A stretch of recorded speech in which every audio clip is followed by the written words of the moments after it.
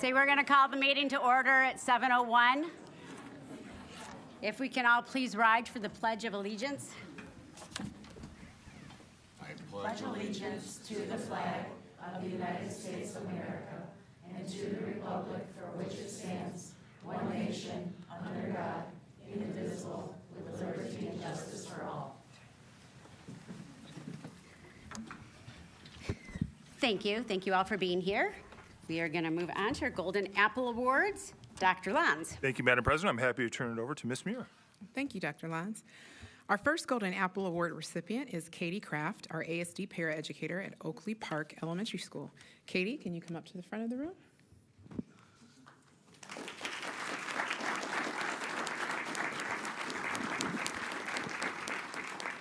Most people are really uncomfortable right now. Katie, say great.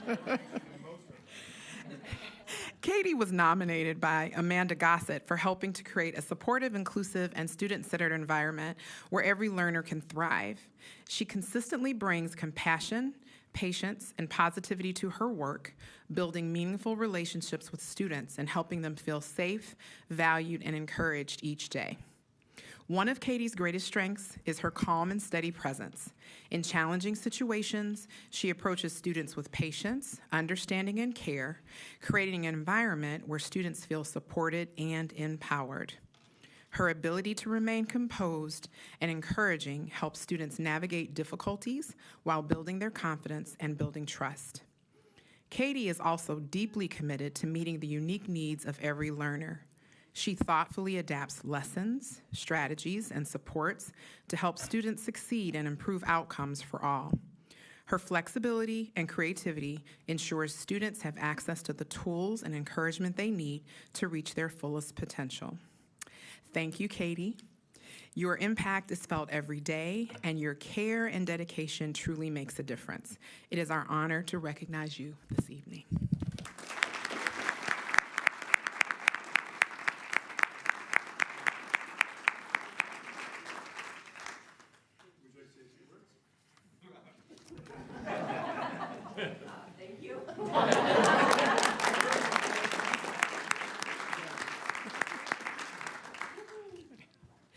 Our next honoree is Olivia Bennett, ASD paraeducator at Oakley Park Elementary. Olivia, can you come up to the front of the room? Nope, she's not here. Okay. All right. Thank you.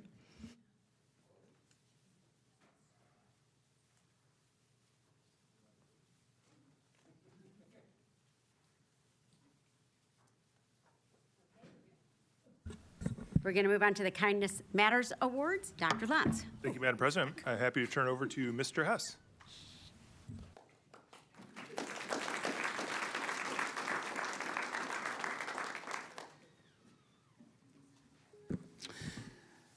Thank you, Superintendent Lons, Board of Education, Cabinet, audience. The purpose of the Kindness Matters initiative is to honor and recognize those individuals and organizations who exhibit kindness and care towards others. These are people who demonstrate kindness on a frequent basis, go out of their way, above and beyond, to make others feel better. They lead initiatives in their school, in their community, that benefits others or inspire others to show kindness. We have 2026 Kindness Matters recipients tonight. I believe we have awards right here. Okay, so we'll make you feel uncomfortable one at a time and then collectively so we can get some pictures. Thomas Ropek.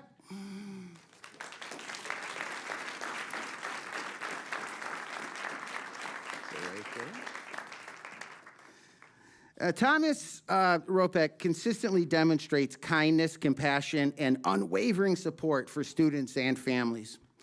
Known for going far above and beyond in his formal role as an assistant principal, he takes time to advocate for students, communities, with community members and families, and ensures that young people feel supported and understood.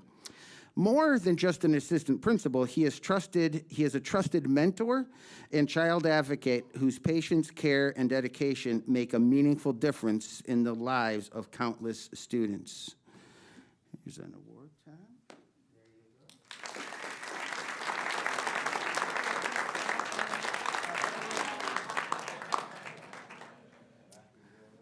Is Lucas Brown here? Lucas, come on, buddy. It's okay. Mom, you want to come up with him, or that's okay. Lucas, this is an outstanding young man right here. It's okay. I know. I feel the same way, buddy. It's okay. It's all right. A lot of places to be tonight outside playing, but I know no place you'd rather be than right here. Lucas Brown exemplifies kindness in its purest form. He has a natural ability to notice when others are struggling and quietly offers comfort through kind words, sharing, and simply being present. Lucas is incredibly generous and often putting others' feelings before his own. Whether creating handmade cards or making someone feel included, Lucas has a special gift for helping people feel valued, cared for, and important every single day. Lucas Brown.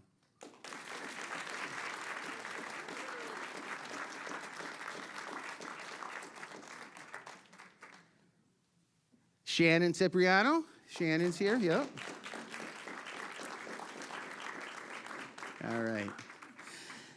Shannon Cipriano embodies kindness in everything she does.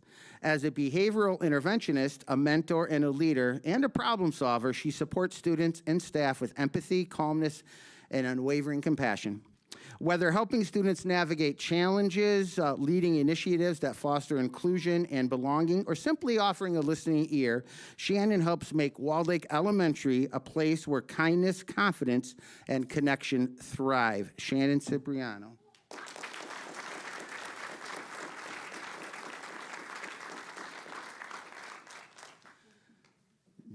Katie? Yeah, we have one more. Katie Mosseri, I believe she's from Oakley Park. No, Walled Lake L, is unable to, I'll leave this with you, unable to be here tonight, but that is Katie. So Lucas and Thomas and Shannon, on behalf of the Kindness Matters Committee, thank you for all you do. Thank you for spreading kindness and making cards and putting everyone else first. You certainly, all three of you, are a role model to all of us. Thank you.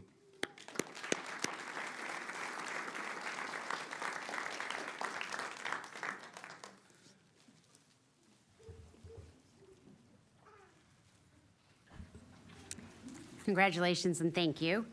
We're going to move on to Foundation for Excellence Awards. Dr. Lenz. Thank you, Madam President. I'm happy to turn this over to Mrs. Jackie Gerwin.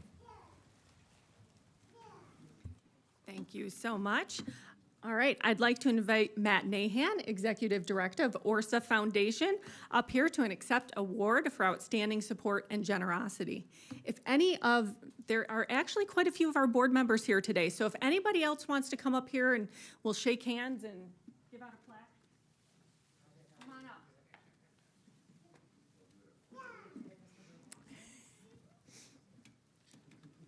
All right. Now, if ORSA Foundation is a new name to you, don't let that fool you. They are absolutely not new to supporting our community. ORSA Foundation was formerly known as the Relentless Care Foundation, which was part of Community Financial Credit Union, which is now ORSA Credit Union. A lot of name changes, same great people. Got it?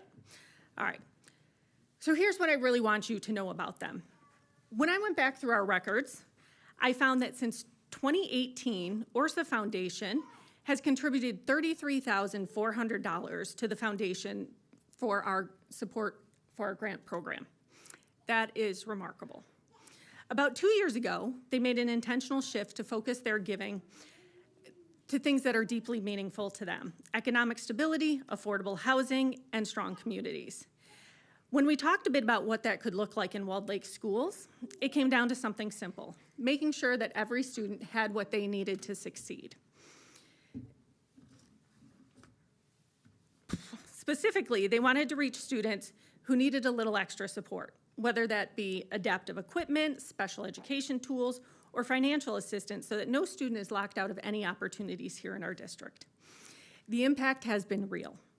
In just the past 2 years, ORSA Foundation funding has helped bring new appliances to our cognitively impaired classroom at Walled Lake Central High School so they can continue moving forward with their life skills lessons. They funded electronic language translators to help staff communicate with students still learning English. And more recently, they helped provide adaptive gym equipment for our high school special education students. I had the privilege of having Matt join me and his partner, Laura, who was unable to be here tonight, for some of our grant presentations this fall. And I have to tell you, watching them in that moment and the joy they saw, you could just feel how much they genuinely cared. They are the absolute definition of walking the walk, and we are lucky to call ORSA Foundation a true partner. Thank you from the bottom of our hearts for helping us make every student get the chance for everything they need.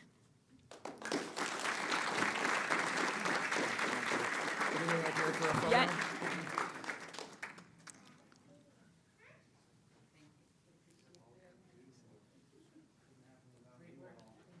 Couldn't happen without all of you too. Shout out. Thank you.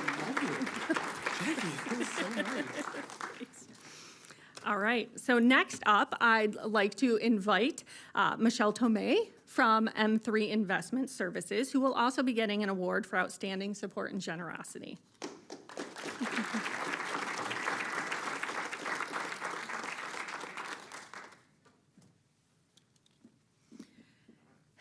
M3 Investment Services has supported the foundation for over 20 years, since co-founder Michael Bernhardt first got involved with the FFE. What began as a connection through his role as a financial planner turned into a mission dedicated to making an impact on staff and students in our district. In 2010, we hosted our first golf scramble with M3 Investments as one of our sponsors, thanks to Michael. Sadly, he passed away in 2015, but support from M3 Investments has continued on. Through Michelle and Michael Pessendorfer, their current president, M3 has continued to show up for us every single year. And we are now celebrating our 17th annual golf scramble. Their support goes beyond a sponsorship check. They've donated raffle items and giveaways, and specifically, they make a point of letting their clients who have reached the age of the required minimum distribution know that the FFE is a wonderful place to send some of that money. It might sound like a small thing, but it really has meant a great deal to the foundation. And then there's Michelle specifically. Every fall, she sponsors a retiree reception as a way of giving back to the district that helped launch her career in financial planning. I love that about her, the way she gives back. And I especially love that she truly understands what an education foundation is, because she is the president of the South Lyon Education Foundation. She doesn't just support us, she lives this life. It's easy for companies to get caught up in growth and forget about the relationships that got them here. M3 Investment Services is not that kind of company. They work hard to provide outstanding financial guidance to the Walled Lake School staff, and at the same time, they don't lose sight of the bigger picture, making a difference right here in our classrooms. At a moment when many of us are feeling uncertain about the economy, and when some of our sponsors have had to pull back, M3 Investment Services has stepped up, increasing their commitment this year to a platinum level sponsorship that says everything you need to know about who they are. We cannot thank you enough for the connection you've built with our district, with the FFE, and with every student whose life is better because of your generosity. Thank you so much.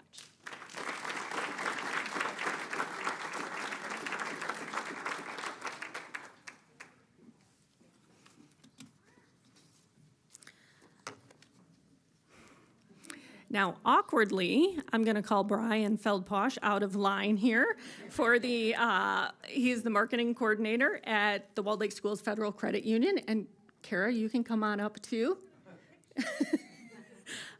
Kara is the CEO of Walled Lake Schools Federal Credit Union. They are also receiving an Outstanding Support and Generosity Award. I have no doubt that Brian could sit down with any one of you in the audience and make a very compelling case about everything a small credit union has to offer. But if you ask me, the greatest thing is the strong community connection they provide. You know the old show Cheers, for those of us that are old enough? It's just like that. You walk into their credit union and everybody knows your name.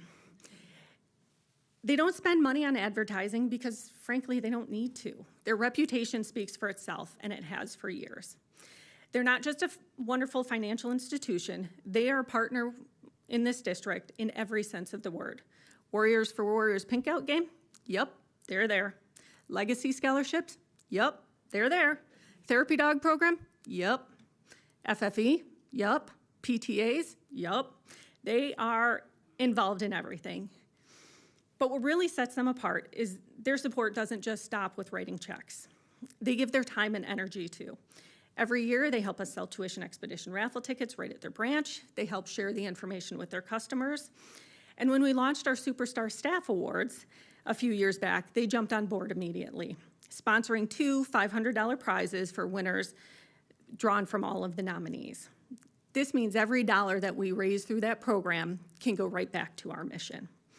They sponsor our golf scramble. They've shared extra income with us. They've given us gift cards. And honestly, they say yes to just about anything we ask for. But beyond generosity, what I want you to know is these are generally wonderful people. Friendly, warm, welcoming, they make you feel like you are part of their family. Thank you, Walled Lake Schools Federal Credit Union, for everything you do for the FFE and for our community. We are so lucky to be your partner.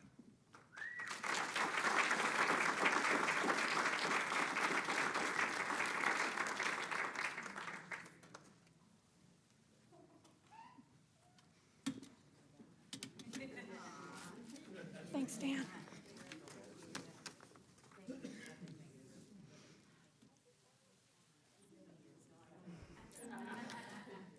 Okay, so Brian, get back in line. Marcia, come on over. Our next couple of awards are going to be our Michael Bernhardt Legacy Awards. I mentioned Michael earlier, but he was a big part of the foundation well before I got here, but he had a serious dedication to helping teachers and students within Walled Lake schools. And this award honors the fact that he did that without caring about recognition. And the couple folks here that I am honoring are very much the same way. So, Dr. Marcia Beatty. I'm not exaggerating when I say I have never heard a bad word about Marcia. In fact, it's pretty much the opposite. If you say her name, somebody will light up and say, oh my gosh, I love Marcia. And you know what? They're right. Everybody loves Marcia. Marcia's always been the person to walk into a board meeting and instantly the energy increases in the room. Her enthusiasm is contagious and her heart for this community is very real. Over the years, Hirsch Beatty Orthodontics has given tens of thousands of dollars to PTA fun runs, booster clubs, sports teams, and yes, the FFE. But today I want to talk about Marcia herself. Marcia joined our board back in 2016 when her two children were still in the district. Between running one of the best orthodontic practices around and cheering on her very active kids from the sidelines, I really have no idea where she found the time, but we are so glad she did. If there's one person who will always be the first to say, what do you need? How can I help? It's Marcia. She's a master at selling raffle tickets, usually selling more than everybody else, sometimes everybody else combined. She gave her time organizing donations and raffle items for the golf scramble, made sure FFE information was front and center in their busy orthodontic office. And when we launched our kindergarten welcome kits, Marcia was first in line to sponsor it and make sure that it was successful. And here's one of my favorite things about her. She doesn't just show up herself, she brought her kids along too. She encouraged them to get involved with the FFE, and I can tell you they are every bit as wonderful as she is. They volunteered at events, brought their friends along to help, and honestly, the world is a better place because of the entire Beatty family. So while we're beyond thrilled that her kids have headed off to college and are out there doing great things, we were genuinely sad when she told us she was moving out of state. But here's the thing about Marcia. Even 500 miles away, she still hops on our Zoom calls. She still asks what she can do. She still, to this day, is making a difference in Walled Lake schools and the FFE from halfway across the country. We are forever grateful to you, Marcia.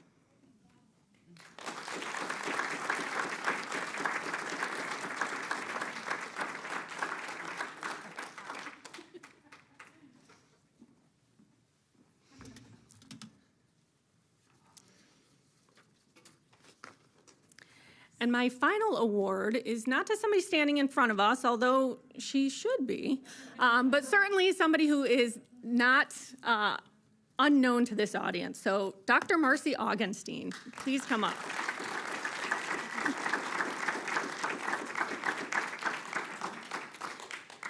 When I think about Marcy, I honestly don't know where to begin because there's so much to say.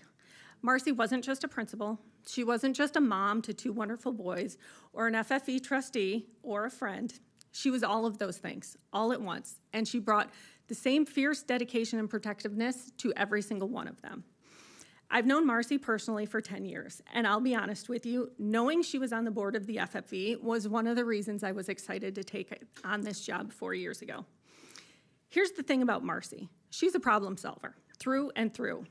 She could calm a crying student, navigate a difficult conversation with a parent, because there's a few of those, and rally behind her staff in whatever battle they were facing that day.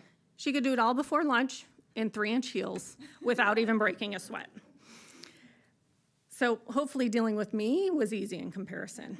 Marcy was my go-to person for so many things, and especially when I needed to start a conversation, okay, I need you to be honest with me. Marcy's ability to see how our decisions as a foundation would play out in real-life classrooms was invaluable.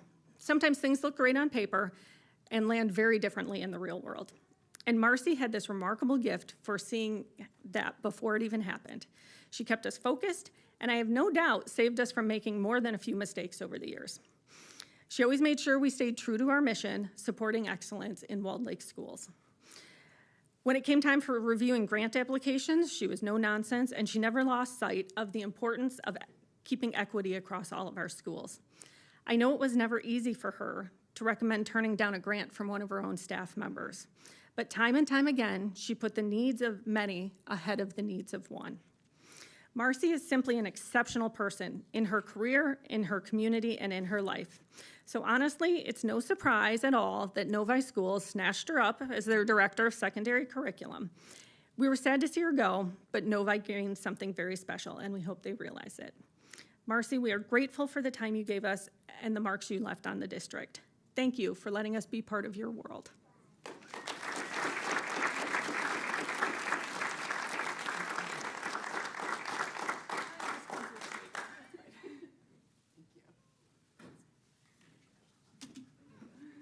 Thank you. I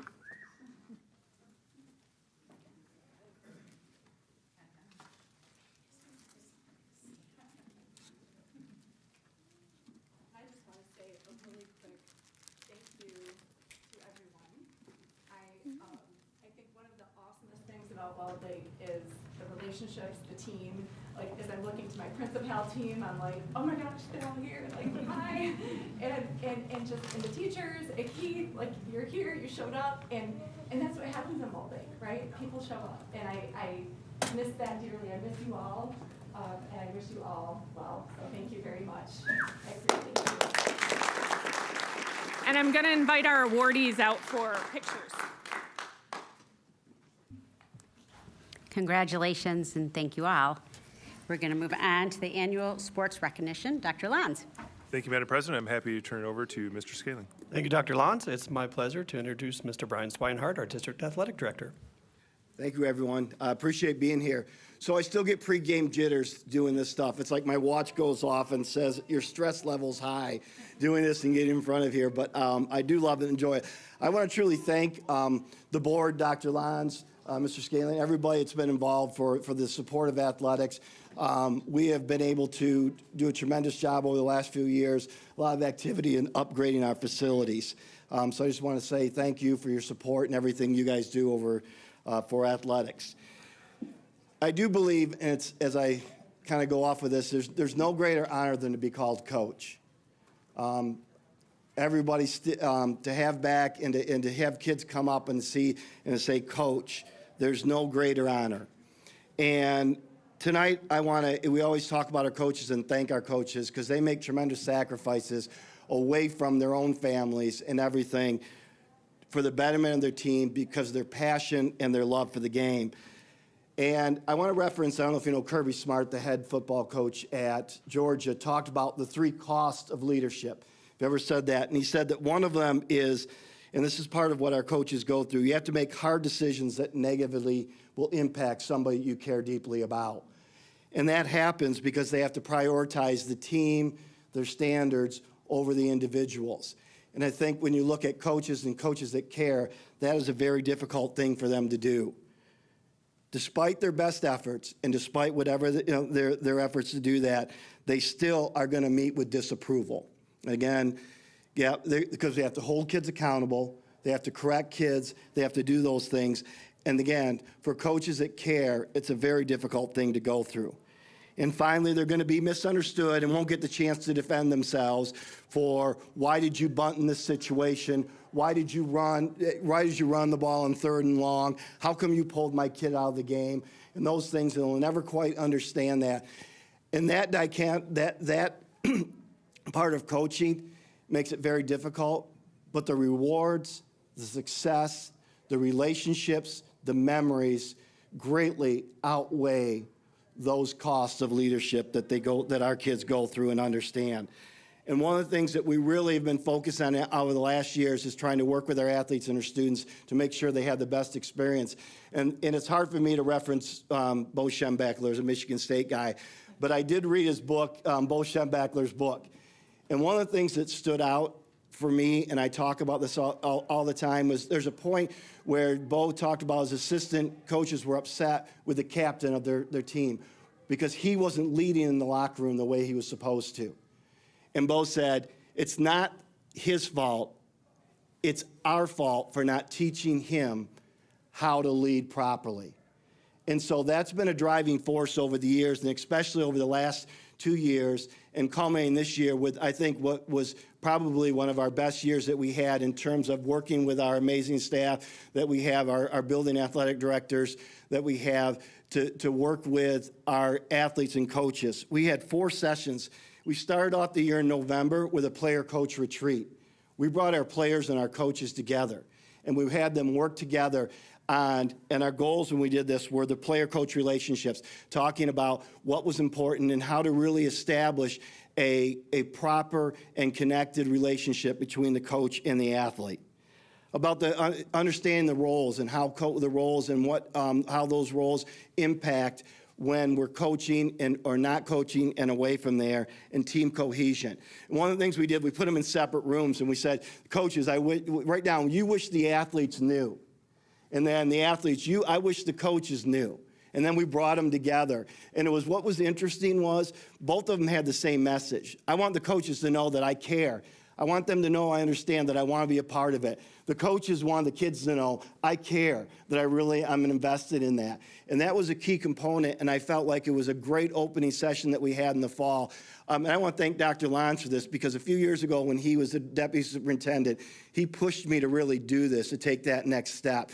And when we started doing these workshops every year, I felt like it really made a true impact on that. So I want to thank you for that. Then we went to Michigan State Youth Sport Institute, and they had sports psychologists, they had Youth Sport Institute, they had college coaches, and we talked to them about relationships, healthy relationships, and also that component, everyone talked about the mental health. And that's not about always saying, hey, everything's sunshine, rainbows, pizza parties, all that stuff. It's about how we can really, truly build our relationship between the coach and the athlete so that we can communicate and do things and have that proper mental health.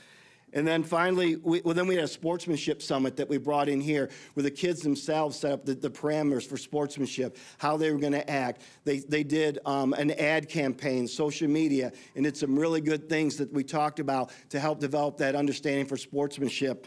And then finally, in the spring, brought in a sports psychologist that came in here, and we talked about those same things again.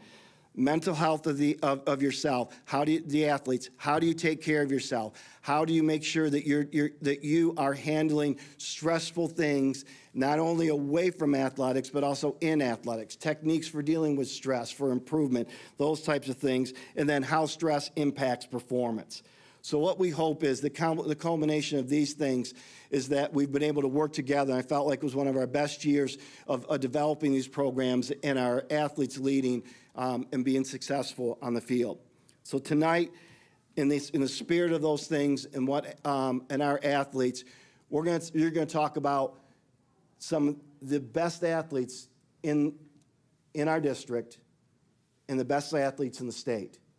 You're talking about, we're gonna have state champions, there's gonna be state qualifiers, and what's most important that'll stand out that we're doing is the number of academic all-state individuals and team members that we have that really truly embody what the student athlete is about in that balance. So while this presentation continues to roll, I'm gonna bring up Jessica Fisher from Walled Lake Central to talk about her honorees.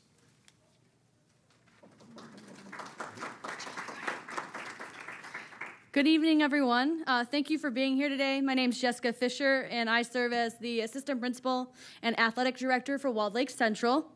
I have the privilege of recognizing our outstanding student athletes. And athletics is about way more than just competition. It's about the discipline, the resilience, the balancing of demanding schedules. Our students are not only competing at a high level, but they're also meeting those rigorous academic expectations and finding success in both areas. And a big component of that, Mr. Swinehart talked all about it just a second ago, was those athletic programs that we ran this year, those 4 different sessions. That's really helping us build a stronger athletic program while also balancing those needs of academics and that stress level that can occur. Okay, first I'd like to recognize some of our team accomplishments. In skiing, we had state qualifiers for a team sport. The following athletes: Bennett Manelli, Mateo Dunt, and Tur Devitz. In swimming, we had state qualifiers for the relay, 400-yard freestyle relay: Abigail Sutton, Melanie Ortiz, Hannah Song, and Helen Paro.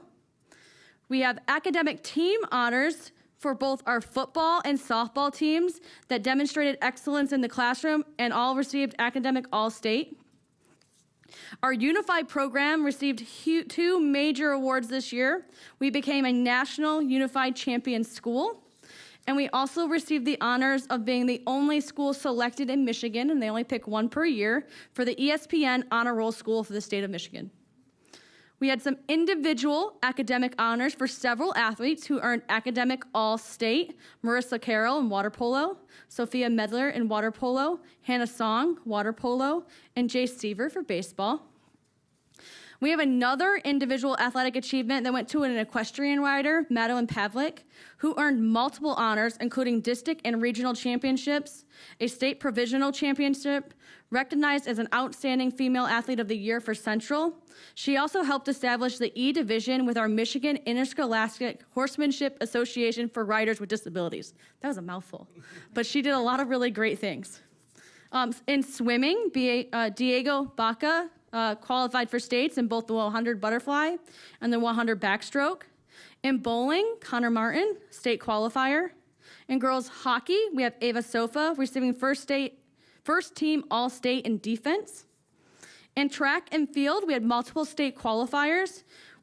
Dylan Akers, Sienna Carson, Nick Jaden, Eric McFarland, Paige Haler, who got high jump all-state 3rd place, Case Lane, pole vault all-state 4th place and school record holder, Murad Meza, discus all-state 4th place, and Addie Wilson, discus state runner-up. And then our relay team qualifiers were Aaliyah Matthews, Bryce Hirschman, Michael Verga, Josh Connor, and Joshua Dured. And then finally, our boys volleyball team plays tomorrow in the Final Four. So please wish them luck. We're hoping to get the state championship that year.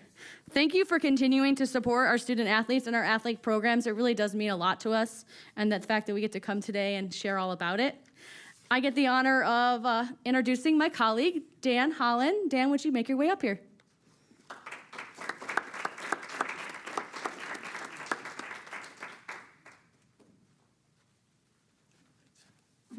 Hi, good evening, everyone. Like Jess said, I'm Dan Holland, Assistant Principal and Athletic Director at Walled Lake Northern High School. I'm honored to be recognizing these Walled Lake Northern Knights tonight. One unique thing is after spending many years at Smart Middle School and then as my first year as Athletic Director here at Northern, and I've been fortunate enough to have watched many of these students begin their athletic journey as awkward but hardworking middle school student athletes. They're going to have to be dedicated, passionate, and empowered young adults. And it's really been fantastic to see that growth and coming this year and seeing kids that I haven't seen in 4 or 5 years, and just the growth they've had academically and athletically. It's just been amazing. So I just want to start off with some of our team accomplishments. We had 6 teams reach the academic all-state status. That was our Northern football team with honorable mention, our boys basketball team, our Whitecaps United Hockey, our softball team, and our girls swim and dive, which was also an All-American team, as well as our boys swim and dive, which also achieved that All-American status. As far as individual academic and academic all-state honors, we had 22 athletes this year. As our soccer players, we had Nolan McHenry, as honorable mention, who was also continuing his career at the college level, and also Nathan Bruss. At football, we had Max Cooper, Landon Long, Brady Martell, and Justin Reed. With our swim team, we had Maggie Lathwell, Olivia Leswiak, Vincent DeRose, and all 3 of them achieved All-American status as well. At volleyball, we had Morgan Parsley with honorable mention, and she's continuing her career at the college level at Oakland University this year. And in hockey, we had Addison Atwood, who was our freshman team goal awardee at the state level, and we also had Brad Bellinger, Brady Falick, who also received the Perseverance Scholarship winner for the Michigan State High School Hockey Association, along with Alex Green and Colin Nelson at that academic all-state. At baseball team, we had Luke Mahan, Brandon Jones, Sam Monticelli, and Aiden Zimmerman, and Aiden is also continuing his college career playing baseball at Calvin College. With girls water polo, we had Samantha Supp, Meredith Weeks, Brooke Marriott, and Mia Harding. Also, those 2 also received some regional recognition for their efforts. For our state competitors, we had 21 athletes compete at their state contests this year. Starting off this fall, we had Finn Gamerath and Nikolai Dahlgren at the cross country. For wrestling, we had James Moore, who came in 4th place in the state this year in his weight class. We're very proud of that. And for golf, we had Cooper Beretta, who also will be going to Albion College to compete at the college level. For gymnastics, we had state qualifiers with Aubrey Atwood and Kate Anderson. For swim and dive, there's a list of them. We had Madison Fenner, Victoria Hewson, Mia Rosender, and the next few were also finalists at the state level. Those were Josie Benke, Brooke Marriott, Heidi Zuska, Molly Zuska, Kyle Hugelberger, and like I said, all 5 of those were state finalists. And at track, we had Nikolai Dahlgren, Danny Sedlock, Jordan Krebs, Jackson West, Nathan Bruss, Finn Gamrath, and Anna Weinberger.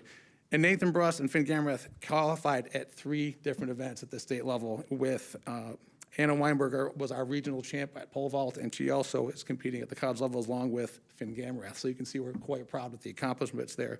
At the regional level, we had our boys teams were co-LVC champions only with Lakeland for all wins in the regional level. And our boys lacrosse team made a regional qualifier this year, first time in program history. So we're very proud for their accomplishments at that level for that team. And at the national level, I had our archery team had 25 archers compete in the Eastern National Tournament. So you can see it's a long lineage of things from the local level to regional and all the way to the national level. So we're very proud of the hard work all of our kids put into their sports academically and athletically. And as Jessica said, we've had teams just wrapping up their seasons, and we're looking forward to compete to recognizing their accomplishments. And I just want to thank you to our community and to the board for all of you for supporting our high school athletes on their journeys as they move forward. Thank you very much. And I'd like to introduce Bronson Goodsell from Western High School. Good evening, and thank you, Dan, for introducing me. Good evening, everybody. Again, my name is Bronson Goodsell, and I am the athletic director and assistant principal at Walled Lake Western. Tonight is about celebrating our accomplishments of our student athletes and their commitment to excellence, not only on the field, the court, but also in the classroom. Now, this is also a recognition of our coaches who invest countless hours developing young people, not only in skill and performance, but in character and leadership. This is also a celebration of our families and the dedication that they have provided their athletes and the opportunities, whether it be in the high school season, travel, and everything in between. This is also a celebration for our board and your commitment to our athletic programming and our community partners like the credit union for enhancing our athletic experiences for our athletes. We are proud of our athletes and what they have accomplished this year, and we're grateful for our coaches who have supported our athletes along the way. First, for our team awards, the following teams were academic all-state: competitive cheer, boys basketball, girls basketball, boys golf, football, and softball. As a state finalist, we had our competitive cheer team travel to Mount Pleasant, where they received a 4th place finish. For our athletes that were academic all-state, for competitive cheer, we had Avery Campbell, Elizabeth Davis, Emmy Barclay, Hannah Four, Kennedy Gilbert, Peyton McPherson, Ella Spees, Mariana Gonzalez, Macy Braz, Janelle Fisher, and Madison Crawl. For boys golf, we had Chris Kalinsky and Gavin Roberts. For football, we had Lucas Hoffmeyer, Pasha Goffey, Jack James, Brady Tagai, Jesse Servant, Dallin Ormond. Well, sorry, I'm going to basketball. We have Dallin Ormond, Kellen Krisnick, Kayeto Lee. Softball, Sierra Geisler, Maddie Ferrand, and Michael Gross for baseball. For state qualifiers, we actually have Gavin Roberts, who is competing this weekend at Fair State for golf. For girls swim, we had Melanie Ortiz for girls swim and Abigail Sutam. For track that took place last weekend, we had Saeed Bakamora, Rodney Inslee, Kiera Havard, David Krall, Grant Havard, Taman Dogan, Dennis Baskow, and Malcolm Ross II. And while they qualified for states, in 3rd place, our 4x200 received 3rd place, which was Rodney Inslee, Taman Duggan, and David Krall, and Dennis Baskow. And lastly, Rodney Inslee actually was the state champion in both the 200 and 400 meter. He will be continuing his career at the University of Michigan. For all-state honorable mention, we also had a basketball player, Dean Lewis. And other all-state athletes, we have Lucas Hoffmeyer for football, Adriana O'Connell for hockey, and Donovan Triplett. I want to say thank you again to the board, and thank you, Brian, for your commitment over the years to our athletic programs and making sure that it is more than just the game, but more than just the game, and that these individuals need support and success both on and off the field. Thank you, and thank you, everybody, and have a good night. So, I'm retiring, and I thought about coming in a Hawaiian shirt and all that, but then as I see Dr. Lons kind of look at me like, yeah, not only that, but I thought about Chuck Froning. His famous last words were, run the last lap, finish it, and doing it right. And I've worked really hard to try and do that and to do this. I do want a quick reflection. When I got my first job as an athletic director at 32 years old, the AD, passing AD, I said, hey, can you help me? He said, yeah. Came in for 20 minutes, showed me where everything was. And he said, Brian, it's buses, officials, and opponents. Now I thought, okay, yeah, at the time, yeah. That's what I'm focusing on, that stuff. And it is that, because we want our athletes. I mean, there's nothing worse than if officials don't show up or a bus isn't there or something's happening. And that is priority number one. But to me, it goes far beyond that. And I would add a fourth thing to that, and it's the people. It truly is the people that you're around and you work with and what you're about. And I would say, and for me, in reflection on my career, there's 3 things I wanted to be able to say. Number one is I cared. I deeply cared about Walled Lake. It's why I moved here. It's why I wanted my kids to go to school here. It's why I work here, is I care deeply about Walled Lake and the people and everyone that's there. And there's a Harry S. Truman. He said there's, here lies Jack. He did his damnedest, and the tombstone talks about that quote. And for me, that's what I want. Like, I worked hard. I really made a commitment and gave everything I had for that. And finally, and this is most importantly, and I truly hope that I made an impact. That I made an impact on the district, on the student athletes, the coaches, the people that are there, everyone that's involved, and the people that I worked with every day. And it's like if I did those three things, I'd consider myself lucky. And it has been an honor to serve this district, to serve Walled Lake, and to serve everyone that's in here. So thank you very much. I appreciate this opportunity to do it. So thank you.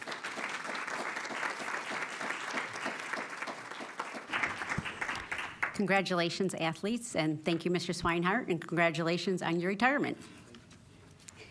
So we're going to move on to the Teachers College Advancing Literacy Partner School Work presentation. Dr. Lons. Thank you, Madam President. I'm happy to turn over to Ms. Kohansky. Thank you, Dr. Lons. We're going to get our presentation pulled up, and our team's going to assemble over here at the podium. I think it's really fitting that we follow the sports recognition. Mr. Swinehart talked a lot about the importance of coaching. And we know how important that is for our student athletes and actually professional athletes, right? They have coaches as well. Because we know that in order for us to get better at our craft and to get better at what we're doing, one of the best ways and really one of the most effective ways to do that is through coaching. And so I'm excited to talk to you today about our partner school work. Just about a year ago, when we brought our partner school contracts forward to the board for consideration and for approval, one of the things that was asked at that time was we'd really love to see some outcomes. We'd really love to see a presentation on this. And so I'm joined today by our literacy leadership team for the district, as well as members of our partner school impact sites, so our schools that are actually receiving this. So I'm going to go ahead and introduce them. Do you guys care if I do that? Okay.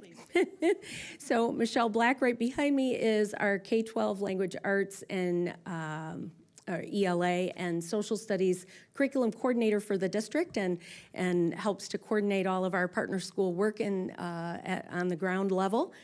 Christine Titus, as you know, is our instructional specialist at Hickory Woods Elementary. Next to her is Lisa Shannon, our principal at Hickory Woods. Carrie O'Connell, our principal at Wixom. Julie Amon, principal at Walled Lake L, and Kelly Smith, our principal at Oakley Park. So I'm just so thankful that they were all able to be here. We're missing a couple of members of our literacy leadership team for the district. That is Debbie Faber at Keith. She was not able to join us this evening, and then also Carolyn Kevlin, the instructional specialist at Oakley Park, and she was not able to be here too. And I hope I said Debbie Faber was the instructional specialist. Yeah, okay, good, just making sure. You know, sometimes you get in the mode and you just wanna make sure you remember everybody. So thank you to the members of the team. We're gonna go ahead and talk a little bit about Partner School. So the Advancing Literacy group is really part of Teachers College at Columbia University. We've been partnering with them for the last number of years, probably a good 5 years, I would say, following COVID. Just highlighting a little bit about them, if you didn't know, Teachers College at Columbia is actually the #1 graduate school in education, based on the U.S. News and World Report. And just a little plug for our Spartans, Michigan State is actually the #1 undergraduate school for education. So what does Advancing Literacy do for us? They do a lot of system level implementation, right? They develop that teacher expertise. So getting back to that coaching piece that we've been talking about tonight, the ongoing coaching is really showing educators how to implement research-based literacy practices and then building coherence across the system. And our 4 schools there, as you can see, our current 4 schools, Wixom, Oakley Park, Walled Lake L, and Hickory Woods, all were partner school sites this year. One of the amazing things about Partner School is that it's job-embedded coaching, so they come right into our classrooms. They work right in our schools and work right with our teachers. And you can see a number of things that they do to impact that. And over 100 staff this year were impacted just by their visits. And so I just wanna highlight that. John Hattie, Professor Hattie, who's out of Australia but is world-renowned for his research and education. One of the highest effect sizes, one of the biggest impacts you can have on student achievement is building collective teacher efficacy. And that is helping teachers to understand that their skill set has an impact and there's outcomes, there's positive outcomes from what they can do. and coaching is one of the key pieces in developing that. So I just want to talk about that. Coaching is research-based, and it's proven to have a great impact on student achievement. And so thank you to, sorry, Lisa, your face is like right up there. Sorry, Lisa. She's a placeholder for us, but we were able to partner with Mr. Durkin in community relations, and most specifically Jason Lewis on his team, who helped kind of document a little bit of our journey with partner schoolwork this year. And we're really thankful for his help in putting this together, and thankful for the team. You'll hear from some of them on this video presentation today. So I'm going to go ahead and play that, and then we'll continue on. What's the most happy? Excited. Excited. Maybe rumble, maybe thunder. Thunder. Student outcomes are improved by an investment in teachers. Teachers College, they're always bringing the newest research, newest read-alouds, all the wonderful things that we always want as teachers. I would say it's made me better. I mean, I think about where I was at 2 years ago when we started this program to where I am now. Could look between end of kindergarten and end of first grade, because that's really where your kids are going to be moving into. In person, in the school, in the classroom, work, demonstrating, practicing, receiving live coaching and feedback, planning together. That is the way that we really get real improvement in student outcomes. I love that they come in and they work with our specific students, and that we get to go into classrooms and see it done in front of us. The things that we've learned, we've been able to go back like the next day and use it right away in our classrooms. So it's not something that you have to spend a lot of time prepping. The kids want to be in the groups. They want to know when it's their turn, because the activities we're doing, they kind of feel like we're playing, I think, but they're foundational. You know, we're talking about vowels, we're talking about, you know, things that they need to know. You're welcome to join in with me if you want. You can see it and join in like a shared reading. They also take on the teaching a little more, because again, it's so appropriate for what they actually need. So you see it more in their writing, you know, in their reading, they're using the things that they're learning. And then I think all that carries on to their reading. It's definitely, I've seen growth in the things that they can do independently now. He's sad again, but really he's not sad, he's worried because the dog ran away. What I notice the most with my teachers is their confidence and taking risk to try something new, to take that professional development that we're given. They see it modeled, and then they're able to take that back into the classroom. I do feel much more confident that my kids are getting what they need. Sometimes I wish I could get those kids from 10 years ago back, because I feel like I would do it better this time around, just because I know so much more. Teachers just don't get enough time to watch other people teach.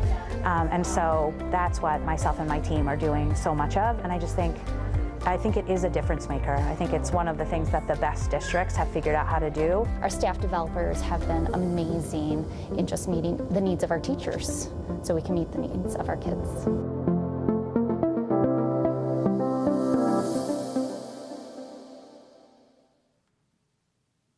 I know, I was so excited when I saw that. Great video. Should I just be able to click to go forward? Sorry, Lisa, we're going to get your face right off the screen here in just a second. Sorry about that. All right. So as you can see, and as you saw in the video, those staff developers, they work with us. How many times a year, Michelle? 3 to 4. Yeah, in each building, and then lit leaders. Do you want to, here, I'll let you go ahead and say that. Oh, no. So the Teachers College staff developers, they come and they work with us throughout the year. And so there's a cycle for them to come in 3 to 4 times in each of the buildings. They work with K-5. I know that in the video you saw some of our teachers talking kindergarten, second grade, but they do work all the way up to 3rd, 4th, 5th grade. We just couldn't get Jason out to the Upper L site in time. He was a little busy that day. But it really impacts the entire system. I think in one of the clips you might have seen Lisa sitting there and observing. I pop in and observe too, and that Teachers College has been wonderful enough to also provide some coaching for principals. So principal lab observations, so the principals can come in and say, okay, this is this high quality, high impact instruction. What should I be looking for as an administrator? How can I help, when Teachers College staff developers aren't here, how can I be helping staff? So that's one of the amazing things about being right in our schools. Our literacy leaders is something that we just conceived. Was last year our first year for it?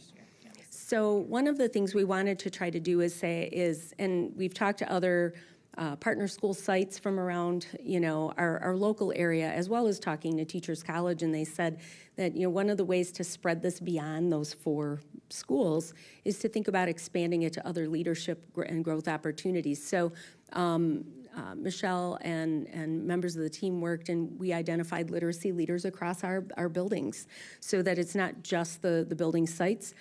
Teachers College hosts lab observations, and we have 72 teachers in total from all across our elementaries that also take part in an additional lab day, 1 member from each grade, and every elementary school is represented. And our junior kindergarten has also done 2 full days. Teachers College has worked that in to help bridge that gap with our youngest learners who will be entering a full year of kindergarten next year. And so 8 of our junior kindergarten teachers took part in some coaching this year as well. So this is the big part, right? Like, what impact does this have on our students? And so we were really intentional about looking at data this year, really intentional about thinking about students that, and tracking some of that growth. And this is literacy impact data from all of our elementary schools, not just our partner school sites, but the work that partner schools, that the staff developers come and do with us. I was very clear with them last summer that this was a research piece that we wanted to implement this year and watching some data. So they were very intentional about coaching strategies and helping teachers.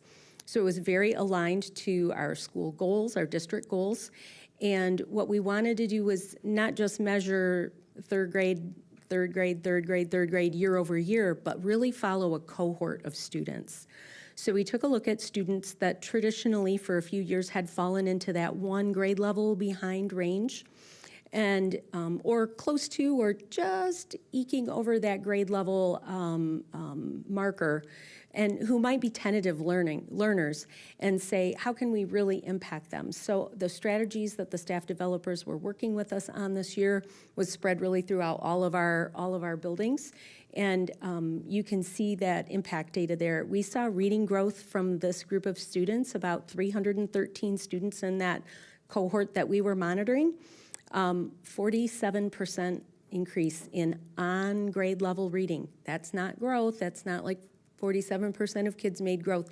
47% of the students in this cohort reached grade level, solid grade level status. So we're really, really proud of that work. You can see in the spring of 2025, the same group of kids, only 5% of them were on grade level. And that 5% was like barely squeaking over the threshold. So we're really, really confident in the work. It's making a difference. And so what about that partner school impact, the really close impact sites? We saw a 7.5% higher average growth out of those 4 schools than we did out of all of the other elementaries. So not only is it making a difference at all 12 schools, but it's really having a much broader impact even at especially at those partner school sites. And you can see the breakdown in grade level range. So where it says grade 1, spring 25, that was this group's kindergarten proficiency, right? So 3.4% of this group as kindergartners were reading at grade level. And now in first grade, 52.5% of that group is on grade level. So you can see the progress over time there. And you can see some grade levels really made some remarkable progress. And that's one of the things we want to talk about and look more into is what's happening at particular grade levels maybe across our system that's having greater impact. And I don't know if anybody wants to say anything about any of our data or anything like that. Anybody from the team? Okay. All right. I know that we heard from teachers that were highlighted in the video, but one of the other intentional things we've done is sought feedback from teachers who have been involved in partner school and literacy leader work. And so Michelle pulled some of those quotes, and I know it might feel a little bit corny, but everybody here on the team, thanks for joining in and playing along. Each of us are going to read an anecdotal quote from one of our teachers, unnamed, just anonymous quotes, but we thought it was really important for you to be able to hear their words about this work and what it meant to them as professionals. So I'm going to go to the back of the line, and I'm going to let Michelle start us out with that. Thank you. We've picked a few, but honestly, there's 20 or 30 more similar. But this teacher said, "I thought the entire program was excellent. I love going into other schools and seeing everything in live action with students at my grade level." I've actually got two. It is always more powerful when information is passed on by teachers who are currently in the classroom. Teachers are more likely to buy into something if it is presented in that way. And then the second one I have is, I have looked forward to each session we had this year with Natalie, who you saw in the video. I think we need to continue to focus on this work and stay committed to it so we can continue to support teachers and have opportunities to share what we learn. Hopefully, this will help us stay consistent with our teaching between buildings. This was very meaningful time to collaborate amongst the district with teachers and with staff developers. I feel like a better teacher because of this experience. This project is a key element when it comes to teacher training, coaching, professional development, and leadership within each building. This project was amazing. I love that classroom teachers were given the opportunity to be part of this and were then put in leadership roles in their buildings to teach their colleagues. Being able to watch Natalie teach and work with small groups has been so amazing. We don't often get the chance to collaborate and watch one another teach, and so I'm so thankful to the district for supporting this work. And then I have the last one. I think every elementary teacher should be able to experience working with staff developers. It was such a wonderful way to grow in my expertise. So that brings us to next steps. I've been really fortunate to be able to meet with the literacy team behind me, as well as our elementary principals, to talk about this project, its outcomes, and what we hope to do in the coming year. We really loved the focus on this. Feedback from our teachers just within this last week of taking a look at some of this data from our principals and looking at the growth data that we saw in this group. It really does build that collective efficacy. Our teachers are very empowered. They feel like they've made a real difference, and they really have made a difference in students' progress and achievement this year. And so we've loved this. We really want to continue this. We really want to keep this going into next year.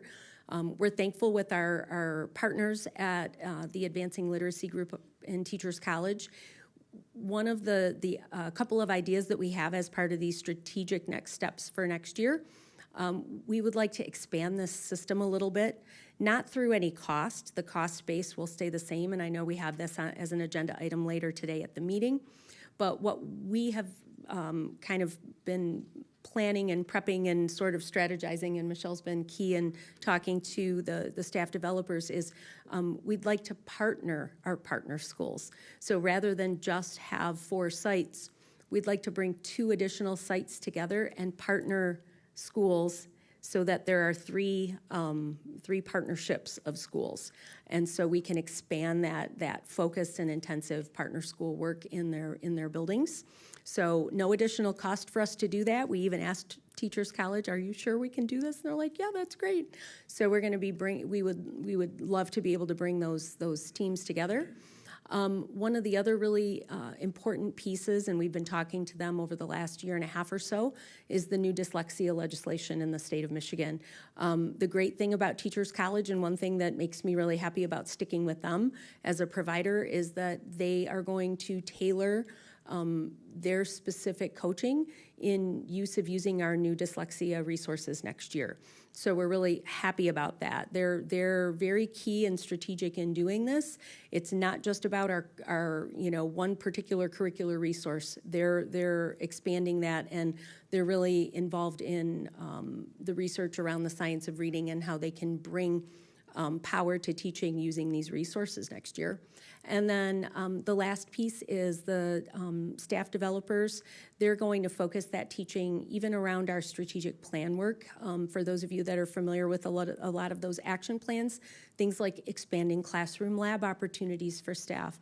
So they're really key and integral in not just our student growth goals, but in our strategic plan goals and in really helping to develop that teacher collective efficacy that really has an impact on student achievement. So that concludes our presentation, and I'm happy to take any questions that the board has, and any of us up here are ready to answer any questions you might have. Mr. Siegler. Not questions as much as point of pride, if you will. You know, literacy is our foundation. What I see here is a profound impact on our staff as well as on our teachers. We are learning from each other. We are adapting, if you will, best practices from each other. And we're taking that into the classroom at student level. And, you know, when you talked about, one of my keynotes was, are we able to help and identify the dyslexic students? I'm very happy to hear that, because I know that there's always been a gap, there's always been an issue. We try to address it, but this might even streamline that and help us as staff and with our students, and thank you for doing this. Mrs. Crafton. I'm a data person, and you verbally said a data point that I think I wrote down maybe a little bit wrong. So the slide is about the Focus 5 subset, but you verbally said something about the growth in the impact schools, or the partner schools. Can you just restate it so I can? I am more than happy to. So we took a look at school by school and looked at the growth across the grade levels, and then we looked at the growth that was just within the partner schools. So we compared the partner school sites to the average of all the other schools, and our partner schools had on average 7.5% higher growth than the other schools. All schools grew tremendously, but our partner schools had that little extra edge. That's why we like to spread the wealth and share that coaching model across more schools. Great, thanks. Anybody else? Thank you all. Thank you for all the hard work you're doing. We appreciate it. Thank you. Thank you, guys. Thank you. Me too. So we're going to move on to the bond update. Dr. Lanz. Thank you, Madam President. It's my pleasure to introduce Mr. Kevin Donnelly from Plant Moran Real Point.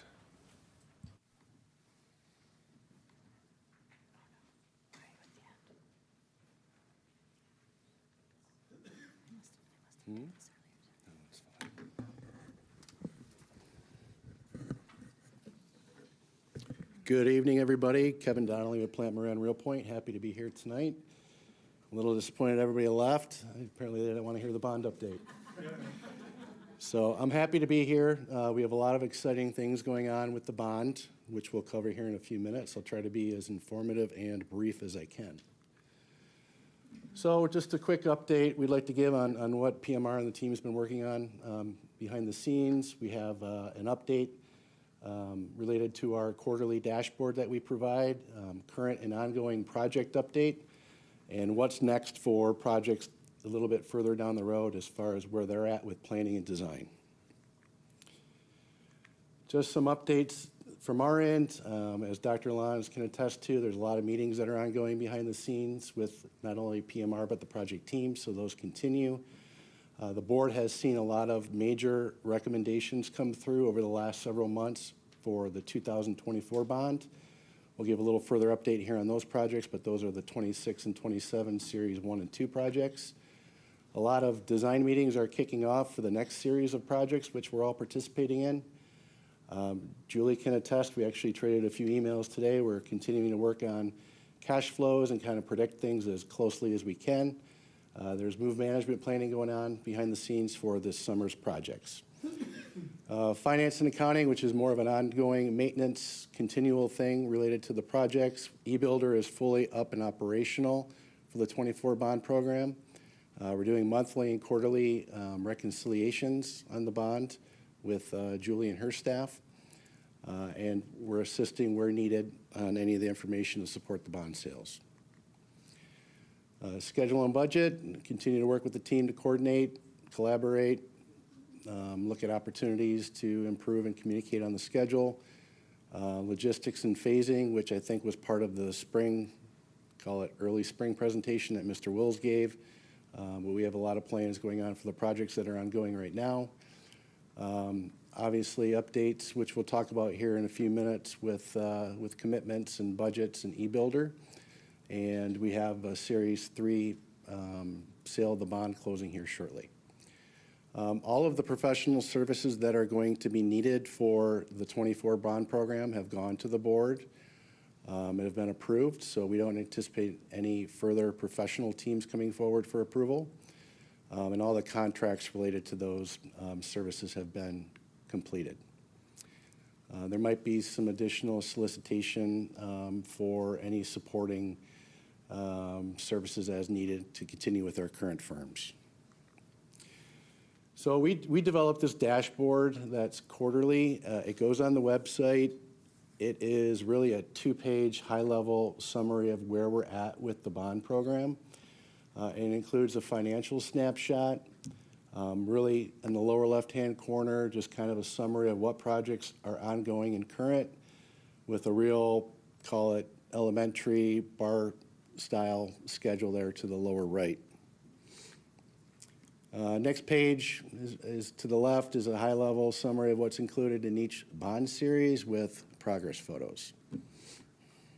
So we developed these quarterly. This one was developed here for the second quarter. We'll be issuing one here in the next several months for the third quarter. So what's ongoing right now? We have a lot of activity. We have a real busy summer and continuation beyond summer for some of these projects, but all of these projects here have gone through the board over the last several months and probably total close to about $110 million worth of awards. Wixom Elementary School, it doesn't seem that long ago that we were doing our groundbreaking, but if you've driven by there lately, we're going vertical with the building. Coming out of the ground, steel is being erected, masonry walls are going up. The big push right now and the real next milestone is to have the building substantially enclosed before the weather hits this winter. That way we can continue with interior finishes. So that project is scheduled to be open and operational for the start of school 2027. Western High School, which is a continuation of multi-phases, but this is the last phase of work, phase 3. I'll talk about some of the phasing and turnover dates there here in a moment, but that's ongoing with phase completion and an overall completion of December of 27. We're going to be doing the athletic pieces of that project here starting this summer. That includes baseball and softball field upgrades and resurfacing of the tennis courts. The Northern High School remodeling is ongoing and will be complete this summer, ready for the start of the school year. And Geisler, which has many phases, actually a couple different key phases to it. The first phase, which is the adult transition and special ed, will be completed and turned over for the start of this school year. And then the next phase, which is predominantly the administration portions of that building, will be completed and turned over December of 26. The Caretaker's House was a project we did direct, and that project is complete. Hard to read from where I'm at, but hopefully you can see it and look at it at your leisure. But there's a couple phases I want to point out here related to a couple projects. I already talked about the Geisler phase turnover, but over at Western in particular, we have multiple phases within phase 3, if that makes sense. We're turning over phase 1 here at the summer, which includes the particular areas that I have highlighted, and then phase 2 is being turned over before the start of the school year, with the balance of phases 3 through 5 being completed in 2027. Some other ancillary projects that are on this list that I didn't note in the page prior. We're doing loo systems throughout the elementary buildings this summer. We have phase 2 of the security initiative being completed this summer, and some ongoing technology projects as well. So really, this is just kind of a summary of active projects. There's roughly, I didn't count them, I'd say 10 or 11 projects that are ongoing. The one at the bottom here is in planning and will start in '27, and that's for the all the elementary playgrounds. Just some highlight progress photos, starting with Wixom Elementary. These are always good to put on the website, but as I mentioned earlier, we're going vertical with Wixom. Structural steel, masonry is ongoing. Geisler, a lot of activity, predominantly, if you drive by, you probably can't even tell, but a lot of the activity is going on the inside of the building with retrofitting those spaces for adult ed and special ed. Then obviously the administration, which will be turned over as part of phase 2. But we're in the rough phases, quickly transitioning into the finished work. Walled Lake Western, just some interior progress photos there. And I mentioned earlier the athletic improvement piece of that project is going to start here yet this summer, probably yet this month actually, and it's being funded from the sinking fund, and that includes the baseball, softball improvements and the tennis court improvements as well. This has been in all of my presentations. It's really just a high-level summary of what's included within each series of work. Obviously, we can't get all $253 million all at once, so it's broken out over time. Which projects are in those particular series? This is good for really for the community to understand.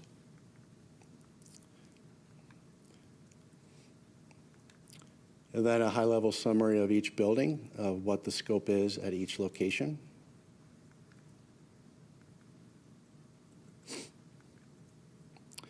So what's next? These are predominantly Series 3 projects that we have kicked off as far as planning. A lot of the elementary buildings are going to be tackled as part of Series 3. That includes Commerce, Meadowbrook, Pleasant Lake, Hickory Woods, Keith, and Dublin. Some other projects that are also part of Series 3, which include improvements at the operation and maintenance facility, the next phase over at the outdoor ed. I mentioned earlier the elementary playgrounds, which are going to start in 2027. And then we're going to improve at all locations the monument signage for the sites. So those projects have been kicked off or have been in planning. We would expect a lot of these to come to the board, very similar to what we've done in the past. In the fall of this year, we're going to be bidding them and then bringing them to the board for approval. Fortunately, the first projects we brought for the 24 bond program, which were the ones I mentioned earlier, we had a very favorable bid environment, so we're looking very good on our budget. Wish I had a crystal ball to say that's going to be true in the future, but things are looking pretty good in the bidding market right now, so hopefully all these projects hold the same. That kind of wraps things up as far as an update. I thank you for your time, and I'm certainly here to answer any questions that you have. Thank you so much. Mr. Smith? Thank you for that. This is on the website. Just again, where is it at, just for the public? Where's it on the where's website? header, just so people know. It's under the bond tab. Bond tab, okay, thank you. And you answered my question, thank you, for are we seeing costs increasing? Because I know in my world, I'm seeing a cost increasing for all kinds of products, so it's good to see that we're doing that. Either one of you, when will we potentially be as a board in Geisler? We hope to have our first board meeting in August there. Okay. Or the first scheduled one right now, the August 20th. All right. With that, I think I mentioned to Dr. Lons about it. When you're looking at some of the interiors, I noticed when I've lived a lot in a lot of the middle schools this season, it seems. I've noticed a lot of paint chips, like things, just upkeep. Is that going to be included in these projects? Is kind of looking through, refreshing, painting, things that are up on HVAC systems and whatnot? We do evaluate all the buildings annually, and then we see where it can fit into the budget. Currently, repainting of entire areas is not in the bond budget, but we do have other budgets that we can take that out of. Gotcha. And then the same goes with, specifically at CHS, with padding and stuff, same thing? Yep. Looking at that. Okay, thank you.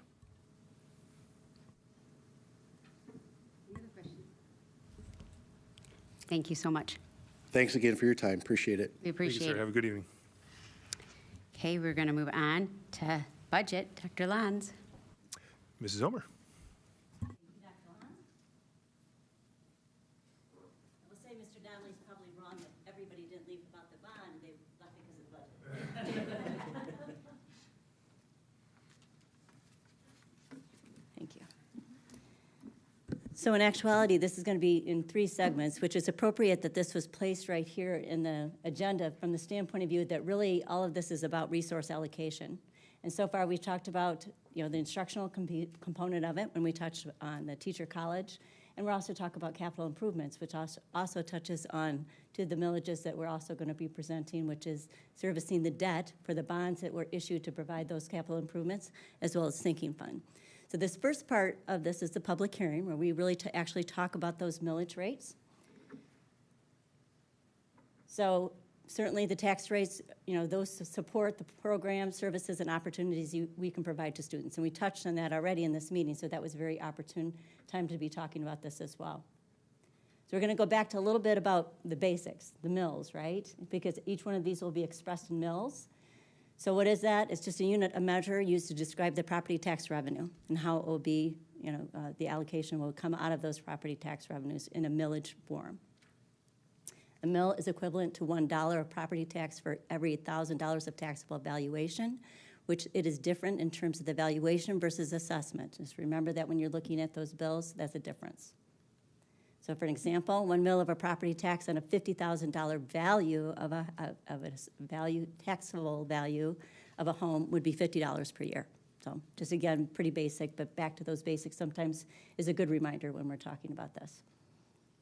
So what is our taxable rates that we'll be having for July 1st of 2026, and what do they support? So the general fund, again, remembering that school districts only can actually go to the voters for certain types of millages. And the general fund, really, it's about the Headley millage, whatever. We're capped at the 18, which we don't receive the full value of that. The majority of that goes to the state. But how does that impact our budget? That's our teaching and learning, the things that we've been talking about currently. Our day-to-day operations is an example. Our payroll and benefits, 78% of our budget is made up of payroll and benefits for our employees. The source of those particular funds is the state school aid, which again doesn't come directly to us. That flows through the state aid fund. But the other portion of it is collected from the Walled Lake School tax base. Where does that come from? The 6 mills on the principal residence, industrial, personal, and commercial property goes to the state of Michigan. Again, doesn't come directly here. 0.330 mills, again, on those same principal residents, qualified agriculture, qualified forest, commercial, personal, and industrial personal property. That is what comes to the district as well. In terms of and then of course we have the non-homestead, which doesn't seem to be showing up here, but on this particular slide, but that's the other piece of that taxable value for operations. The debt fund, which supports, as we just mentioned, the bond funds that were issued and authorized by the voters, and I appreciate the support for that. Those funds, so that was original funds provided for the capital improvements that Mr. Donnelly went through, as well as the future capital improvements that will be supported by that. So again, that's those specific large-scale bond projects, the new school construction renovations, capital improvements and purchases that he just spoke about in his presentation. And again, that's collected from the Walled Lake tax base based on the previous bond approvals. Overall, that is not increasing for the coming year. It still will remain at the 4.05 mils on all properties. The sinking fund, which I believe a portion of what Mr. Donnelly went through, is also part of those capital improvements. Again, these are all restricted in purpose. They cannot be used for operational purposes. And for the sinking fund, for this particular instance, it's capital improvements, security upgrades, instructional technology, and school vehicles. So when that sinking fund is actually approved by the voter, it's restricted by the law that's in place at that time. And again, that's collected from the Walled Lake tax base. And for this year, we're subject to a Headley rollback on that, which put it to 0.4294 mils on all properties. So this is the summary of expenditures for the proposed 26-27 general fund. We'll go into that in more detail in the third component of this presentation. But the local property tax mills goes directly to support this $201 million budget. Of that, about $36 million comes from property tax locally. For the sinking fund, it is about $3.6 million, which is not represented here, but is one of the funds that will be part of the resolutions that the board will consider under the capital projects piece. And then for the debt, it's about $27.5 million that will be generated in the current year.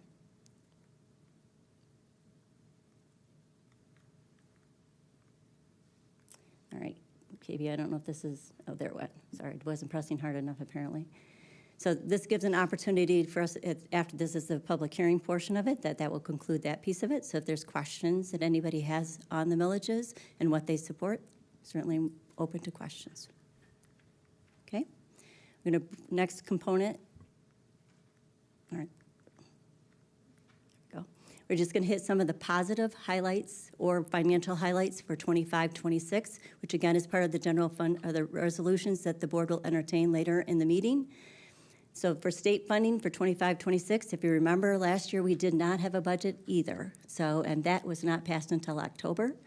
So in terms of what we were looking at last year and where we have ended the year, our student count was more stable than the prior year when we were talking about this at this time.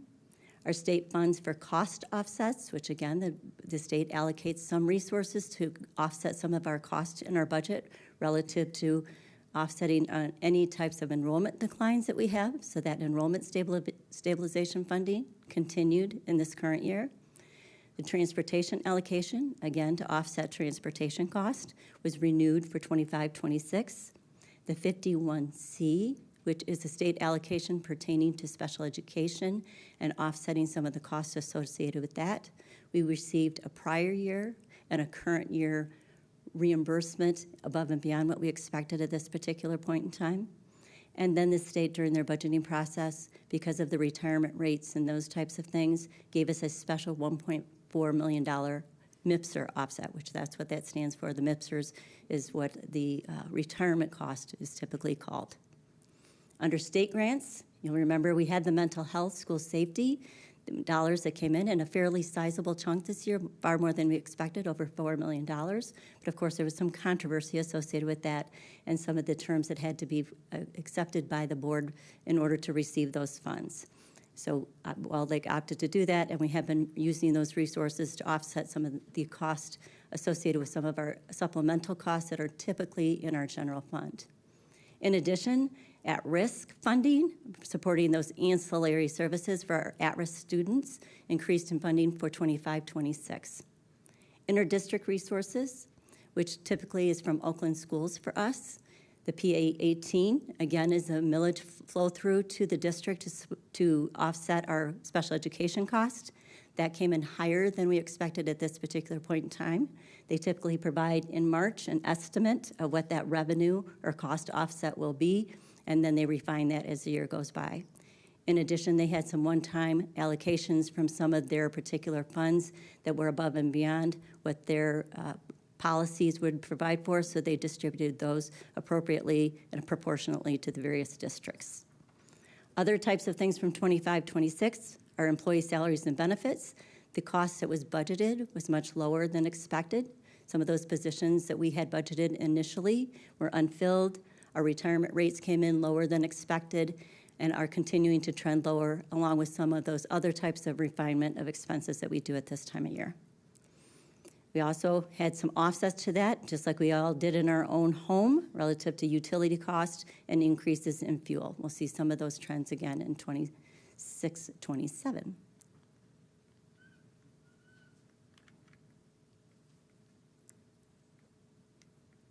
Okay, there we go. Sorry, I apologize, this clicker is not working very well, or it's Operation Arrow, I don't know.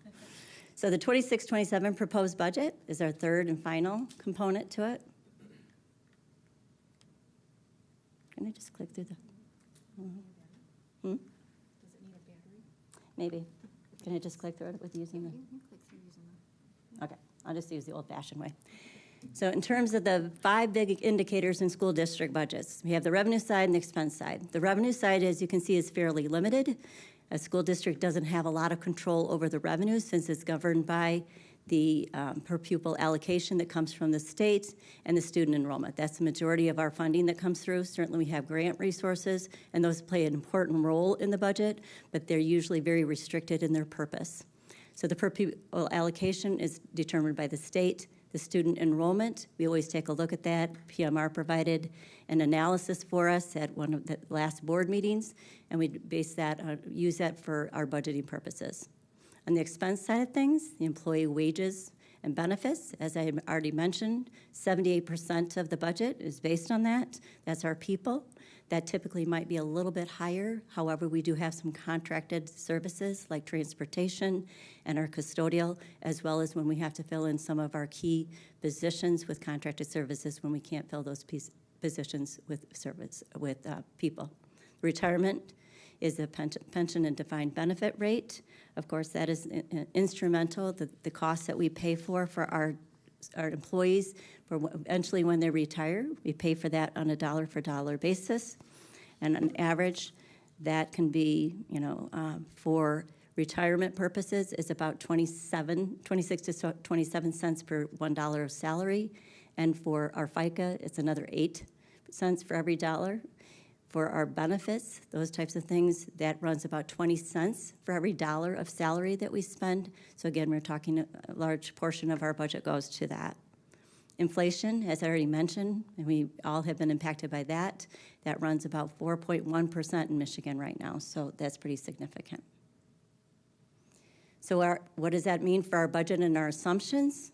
We're assuming at this particular point in time, again, we don't have a past budget, so we're basing it on the best information we have currently. All three arms of the government seem to be rallying around a $250 foundation increase, or 2.5%. Compare that to the 4.1% inflation that I just mentioned. But again, we're grateful for whatever increase that we can, but we certainly hope that that's what's passed. But there's certainly lots of interplay between all of those arms and what that's going to look like. So that remains to be seen how that will impact us. Our foundation, our student count, which is another important component of how we derive our revenue budget. We're budgeting for 11,727 FTE, which sounds far more exact than what it is, but it's about a decline of 75 from our May of 2026 state aid status, and full-time equivalent is equivalent to a student. So we know that we're going to lose that $1.4 million in that 27L for MIPSR's offset, so that's been removed from the budget. And then we'll have some changes in the rate structure impact on the cost offsets, meaning the retirement rate. So you're going to see that both on the revenue side and on the expense side of things. Adjustments to the special education allocations that we talked about from the prior year that hit our prior year adjustments and our current year adjustments. Right now, we remove those from the budget, and we'll see what remains to be seen into 26, 27 associated with that. Other revenue, as mentioned, the PA 18 special education allocation from Oakland schools. We received our March estimate, which is lower than what our final estimate was. So again, that's been removed along with those one-time allocations. The state and federal grants, we rely on those for a lot of our resources for our supplemental services that we provide to our students. So the uncertainty on the state level, which is impacted by the federal level, about 40% of the state budget is based on federal money, including Medicaid funds. And so that trickles down to us, and then we will have direct impact for any of the federal grants that we have, like Title I, Title II, and Title IV. There's lots of discussions about what that's going to look like, what the allocations will be, how they'll be handed down to the state, and how the state will hand them down to the local district. On interest income, again, that's based on the interest rate. We'll have a change in our chairman, so we'll see how the monetary policy might impact our bottom line relative to our interest income, as well as for that recoupment of our indirect rate. Personnel expenses, as we've already mentioned, we've incorporated some assumptions relative to our teacher and support groups. We know that those certainly in terms of the cost of our employees is not going to go down, and nor is in terms of the allocation that we need to make sure that we treat our employees appropriately. PA 152, healthcare costs, that's the cap, is at 3% starting January 1st of 2027. However, still lingering is that House Bill 6058, which would uncap those rates and make put more of the cost onto the district if that's uncapped. Again, still lingering, just kind of out there in the shadows. We'll see what happens. We keep hoping and praying that doesn't happen, but it would impact the state as well. So there may be some incentive for them to kind of figure out a way to make that go away. So again, on the expense side of things, the grants, the federal and state uncertainty will impact that as well. Right now, we have about $21 million or so incorporated into our budget for state and federal grants, again, which provide needed support and provide some cost offsets to the general fund. And again, the reduction in the overall retirement rate actually will provide a positive impact on our expenses by reducing cost. So we've incorporated that as well into the budget. And then other expenses, property insurance, just like your own home. We've had, our property carrier has indicated we're going to have an 8% increase this year. Utility and fuel cost, that obviously, again, impacts all areas of our operations, from our transportation to our heating, to our facilities, as well as for our electrical rates will be increasing. If you recall, the board did pass our contract for 10 years to fix our rates, or at least provide some relief from that. It doesn't fully fix them, but it does provide some caps in there that will help us, and some prepayments on those. Contractual services, again, that same thing. If we have increasing employee costs, so do our contracted services, and they like to pass that along to us, and obviously they need to be able to have, retain their services and make sure that they are an ongoing operation. So finally, here's the 26-27 budget in review. As far as a very high level, in terms of our revenue, we have four major sources. Our local sources, which is comprised of our property taxes, tuition and fees, interest earnings, other local revenue. And again, for total local sources of 42.3. State sources, which is primarily comprised of our foundation allowance, along with our state grants of about $129 million. Our federal sources, majority of that is certainly grants. There's a small portion associated with some Medicare revenue. And then our interdistrict sources, again, that's at PA 18, special education resources.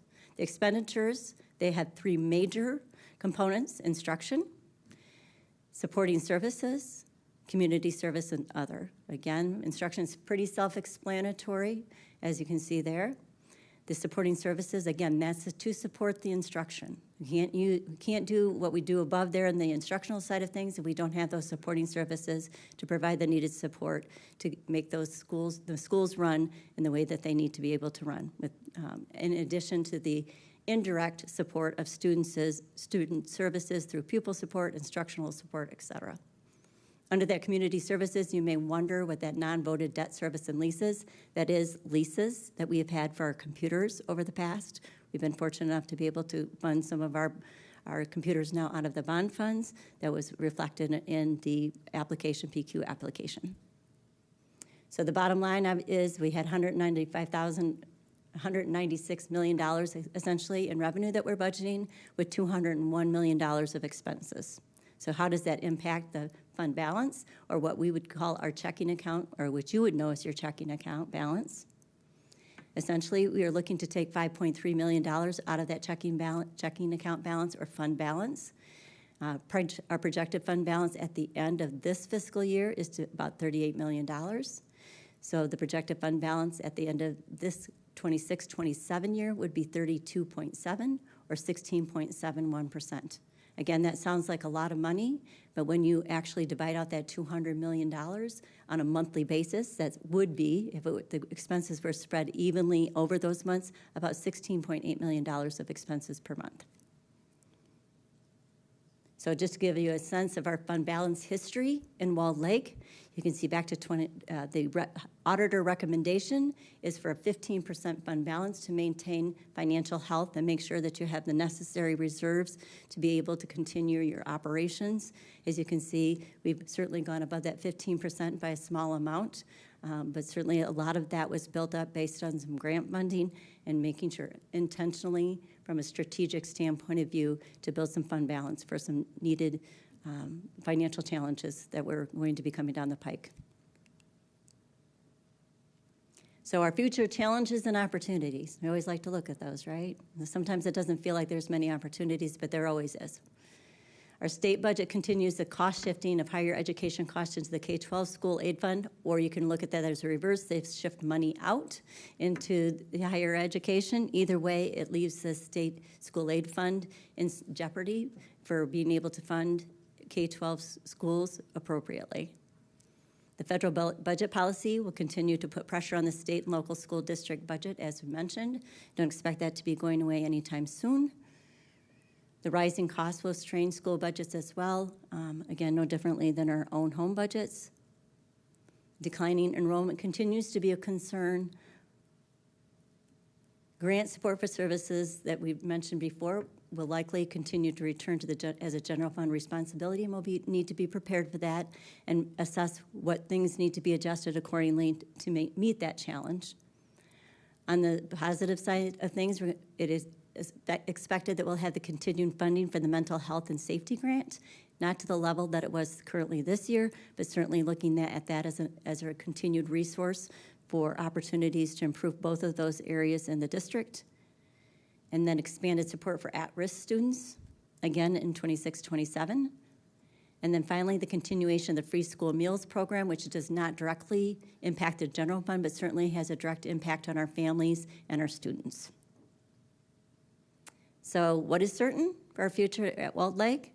Resource allocation will continue to prioritize instructional programs and services that support the success of the students we serve, as demonstrated tonight in all of our presentations. So at this point in time, I'm going to open it up for comments and questions. Thank you. Mr. Siegler smiling at me. Having lived through the days of the 5% or 5.7%, if I remember correctly, I'm glad to see we have been able to put some money away. Gives us a little bit of breathing room, but not a lot. And I know we will have to look, or the administration will have to look and present to us recommendations, cuts, and changes. I will share with my colleagues what I am seeing from other districts within Oakland County, because everybody is going to be faced with the same situation, and it makes you appreciate what we're doing even more so in our cuts. And I'll wait for my comments on the budget until board commentary. So thank you for everything you're doing. Thank you. Anybody else? Go ahead, Mrs. West. Mrs. West is sorry. She wins. I just want to say thank you. Budget is a lot. There's a lot to really understand, and there are a lot of nuances. And so you made it really clear, like really easy or easier and clear cut to understand each breaking it down. So I really appreciate that. I know it's a lot of work, but for us at the board and for the community, it's been very beneficial. So thank you. Mrs. Grafton. Mrs. West said what I was going to say, so thank you. Thank you. Any other comments? Thank you so much, Mrs. Omer. Thank you. Thank you, Ms. Omer. Okay, I'm going to ask the board real quick. Anybody need a rest? Okay, he's going to get a candy. Okay. Does anybody need to take a recess for 5 minutes, or are you guys good to keep going? Okay, I guess we're going to keep going. Nope, I'm good. I'm good. Thank you for asking, Mr. Smith. I'm good. I wouldn't have given you a choice if I needed to. Oh, we will. Okay. Okay. Okay. So we are going to take a 5-minute recess. So we will be back at 8:50.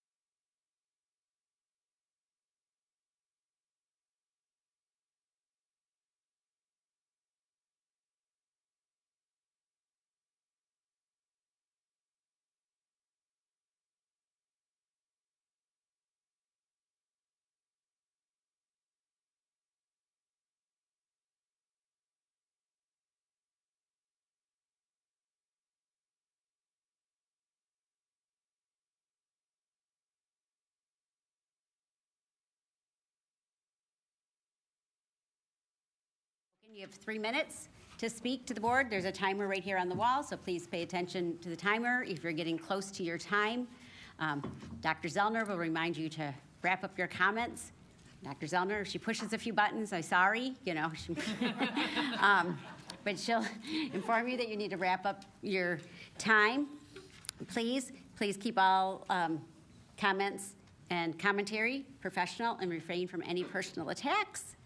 And with that, we are going to start with, and I apologize if I don't get this right, Mr. Ramirez Abdul Noor?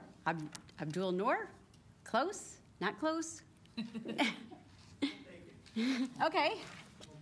You didn't have to add the extra R in Ramirez. Oh, okay. Good evening, everybody.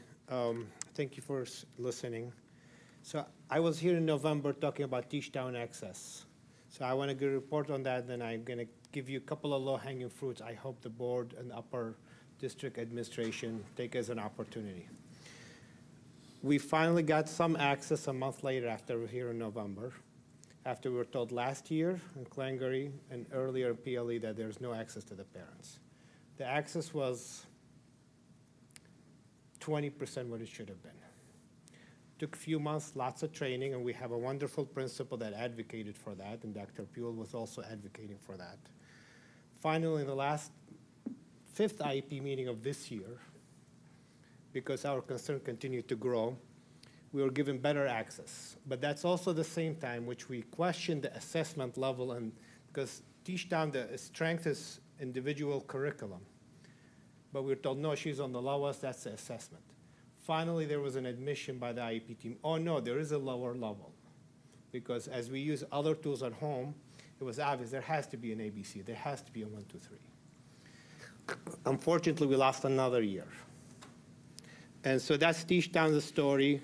And I think the board should owe it to them, to the district students, to people you represent, to have an investigation, what's going on in Teach Down. Why is this the tool?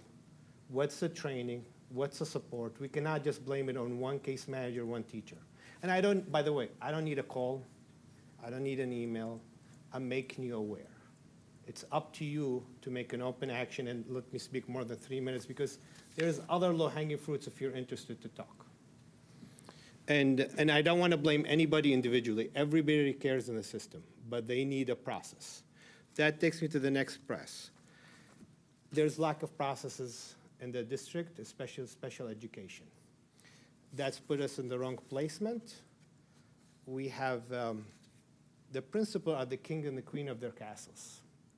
And for especially special education, minimally verbal kids, profound autistic, not just somebody who's has one delay, they become a critical factor. And last year we were refused a tour before we were pushed into PLE. This year we have contacted 2 principals, one welcomed, one refused a tour. And I've spoken to some of you before, is there a process?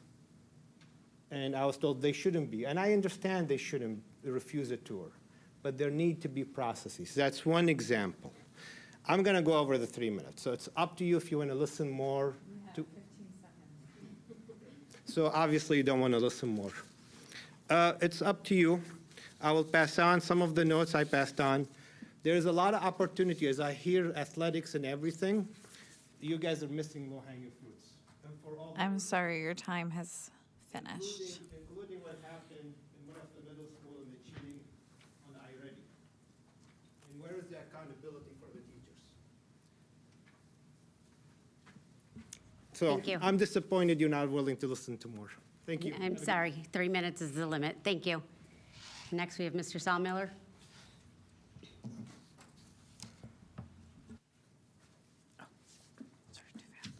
It's so empty in here. Good evening. Tim Saulmiller, Commerce Township, using pronouns he, him, and his. Technically, I'm addressing the school board, but this is really for Walled Lakes District residents. Funds from school bond issues cannot be used to pay teacher salaries or other general operating costs. They're specifically designated for capital projects like building, construction, and renovation. This means that while bonds can help improve facilities, they do not directly support teacher compensation. Michigan's public school funding has seen significant changes over the years, particularly in relation to inflation. While there have been increases in funding, the overall purchasing power and classroom dollars have not kept pace with inflation. Currently, Michigan ranks 14th lowest in the country for average overall effective tax rate and is lower than all neighboring Great Lakes states. And our current state legislature shows no inclination to fund our schools properly. So it's up to the counties. If we want teachers to be paid what they deserve, we need taxpayers to step up. That is why it is important to vote yes on the Oakland County Enhancement Millage on August 4th. It will be used for academic, staff, student, and safety investments. In the meantime, contact your state senator, Jim Runstad, and your state legislature, Matt Maddock, and tell them to stop messing around and fund our public schools as they used to be funded, like back before Republicans started cutting taxes to benefit the rich and diverting funds to charter schools. Thank you. Happy Pride Month. Remember Juneteenth, and together we can end gun violence. Thank you. Okay, we are going to move on to administrative commentary. Dr. Lons. Thank you, Madam President. We had a number of presentations today, so if it's okay with Cabinet, I'll go ahead and speak on behalf of all of us. First, and I'm sure that many of the board members will speak about this also, we had a fantastic set of graduations a little while ago. So thank you to our principals and their staff for making it a wonderful event where everyone was honored. I've had the chance to go to a number of schools in the past couple days, and I'm very confident that we will have a smooth end of the school year, and that's because of our great staff, students, and our community support. One of the reasons why I was in the schools is Leah, Lakes Area Youth Assistance, was kind enough to allow me to be part of the boredom bag distribution. So for a number of our schools, for our entire fourth grade classes in those schools, they receive a bag that has roughly 25 items in it, from how to bake some goods, and they give you the products to do that, to a Frisbee, to a Rubik's Cube, to a book. And so the purpose of that is for our fourth graders to maybe hop off the screen and do some hands-on learning and continue their learning throughout the summer. This Friday, tomorrow, thanks to Mr. Durkin and our bond team, we will have for the Wixom community the opportunity to sign the steel beam that will be going up in a couple weeks. There were two choices. There was a 30-foot beam that we would have had to receive a permission from the city to bring down there, and it would have been a crane, and that would have been quite a production. So we decided on the 6-foot beam that'll be down there, and it's available for the Wixom school community to sign. And finally, I'd like to personally thank Brian Swinehart for his years of service to Walled Lake. This probably is his last board meeting, and certainly his last athletic recognition. And I do remember the conversation we had 2 years ago. I also remember meeting him the very first night that I was here at the board, being approved as the HR assistant superintendent. And Brian has been a wonderful colleague to work with. And for as much as he said that I've spurred him, he has certainly helped me with my learning. So thank you, Brian Swinehart. Thank you, Madam President. Okay, we're going to move on to board commentary. Dr. Zellner. Thank you, Madam President. First of all, also congrats to Mr. Swinehart. Congratulations on the retirement, and congratulations to all our award winners. That was so fun. Mrs.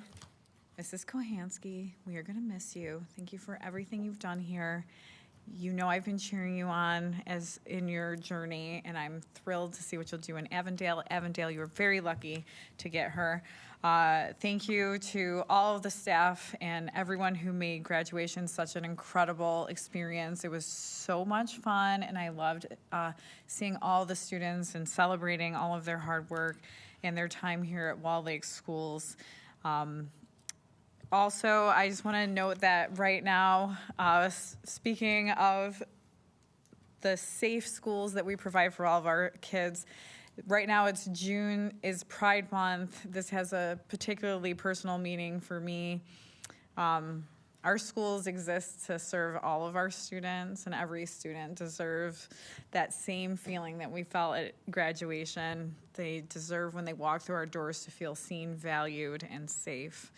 And it's a commitment to the kind of learning environment where all people can focus on growing and becoming who they are. So I just want to say to my community, you belong here.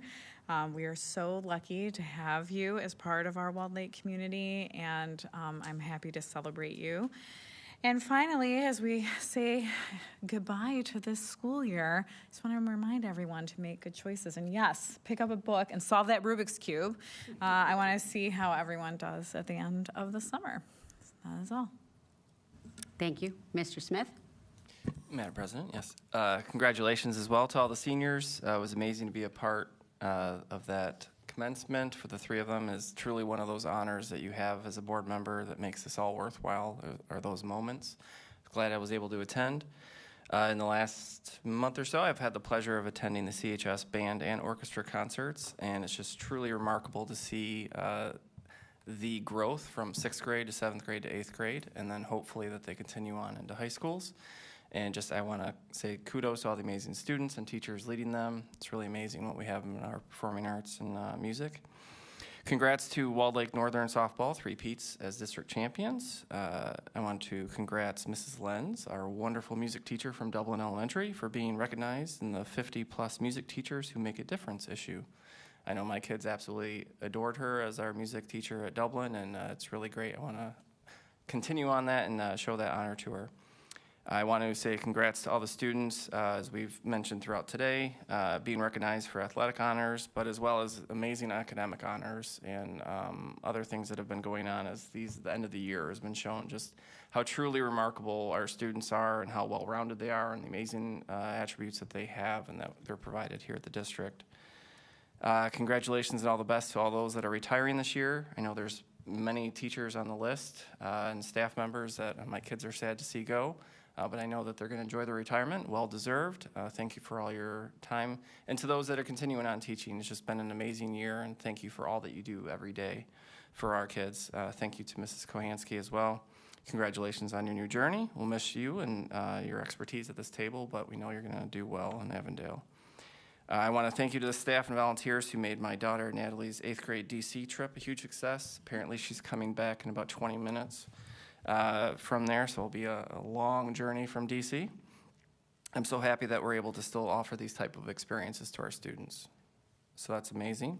Among many other remarkable things that are going on in June, June is also Men's Health Month, so I just want to say it's a focus on men's and boys' physical health. It's not only about fitness, annual checkups, and heart health, but mental well-being is equally important because mental health is health. So I just wanted to acknowledge that. During this, so check in on everyone. Small steps to care for mental health can lead to significant change, so let's build a culture where boys and men feel safe speaking up and reaching out as well. During this time as we head into the summer, remember to still check in on everyone. Like you said, read a book, get out there, be active, don't just sit on your phones. We're going to be working on things through that summer for my own kids as well. And just be out there for each other, just really be there. I wish everyone a wonderful last few days of school. I know next week will be more bittersweet as well in my family because we get to watch our 8th grader do the clap out and then go to Walled Lake Northern for their promotion ceremony. So good to see my daughter do that. Happy Father's Day to everyone. I don't think I'll see anyone during up. Yeah, you will. We'll have another meeting. Oh, we do have one more. Well, still, happy Father's Day to everyone. And I hope everyone has a fun, restful, and safe summer. Thank you. Thank you, Mrs. West. Thank you, Mrs. Kaplan. Just want to say congratulations to all of our graduates again. Be proud of yourself, whether you were top of your class or you made it through by the skin of your teeth. It's not easy for everybody, and so I just want to let them know that, like, be proud of yourself, keep working hard, find your passion, and just choose to go with that and try to, be your best self as you go into your future endeavors. So with that, I really want to, keep encouraging those graduates to be themselves and keep working hard. For our retirees, thank you so much for everything you've done for our district. And Mrs. Kohansky, thank you again. So you'll be missed here, but we appreciate you. So thank you. Mr. Siegler. Aren't you going to be here for our next meeting? Yes. Thank you, so I can save that. Thank you. Okay, I appreciate that. Graduation again, it was phenomenal. Parents, students, staff, it was a great day. When I tell other colleagues throughout the state that we did all 3 graduations in one day, and they looked at me and they said, "Your board must be some very dedicated and tired people." And I said, yes, we were. So had the pleasure again of spending a little bit of time in Lansing over the last few weeks. Had the opportunity to have a very intense discussion with Representative Kelly a few weeks ago that I've told most of you about. Also had the opportunity of seeing some of our local representatives while I was there, and it was great. But you know, the key word for us and our key concern is the budget. If any of you listened to Representative Hall when he was in Mackinac, he said some words that literally scare me, and that is, well, we might have a 90-day budget and we'll let the newly elected representatives worry about it at that time. Again, those were his words, utter chaos, fear. I don't know what's going to happen. But when we look at the budget, you know, we're looking at weighted pupil count formula. The Governor's Center proposals establish a weighted formula for at-risk and English learned language funding, following recommendations from the School Finance Research Collaborative. And the one thing about that is, for those of you who remember 2018, they said, you know, roughly $12,500 base for the districts plus.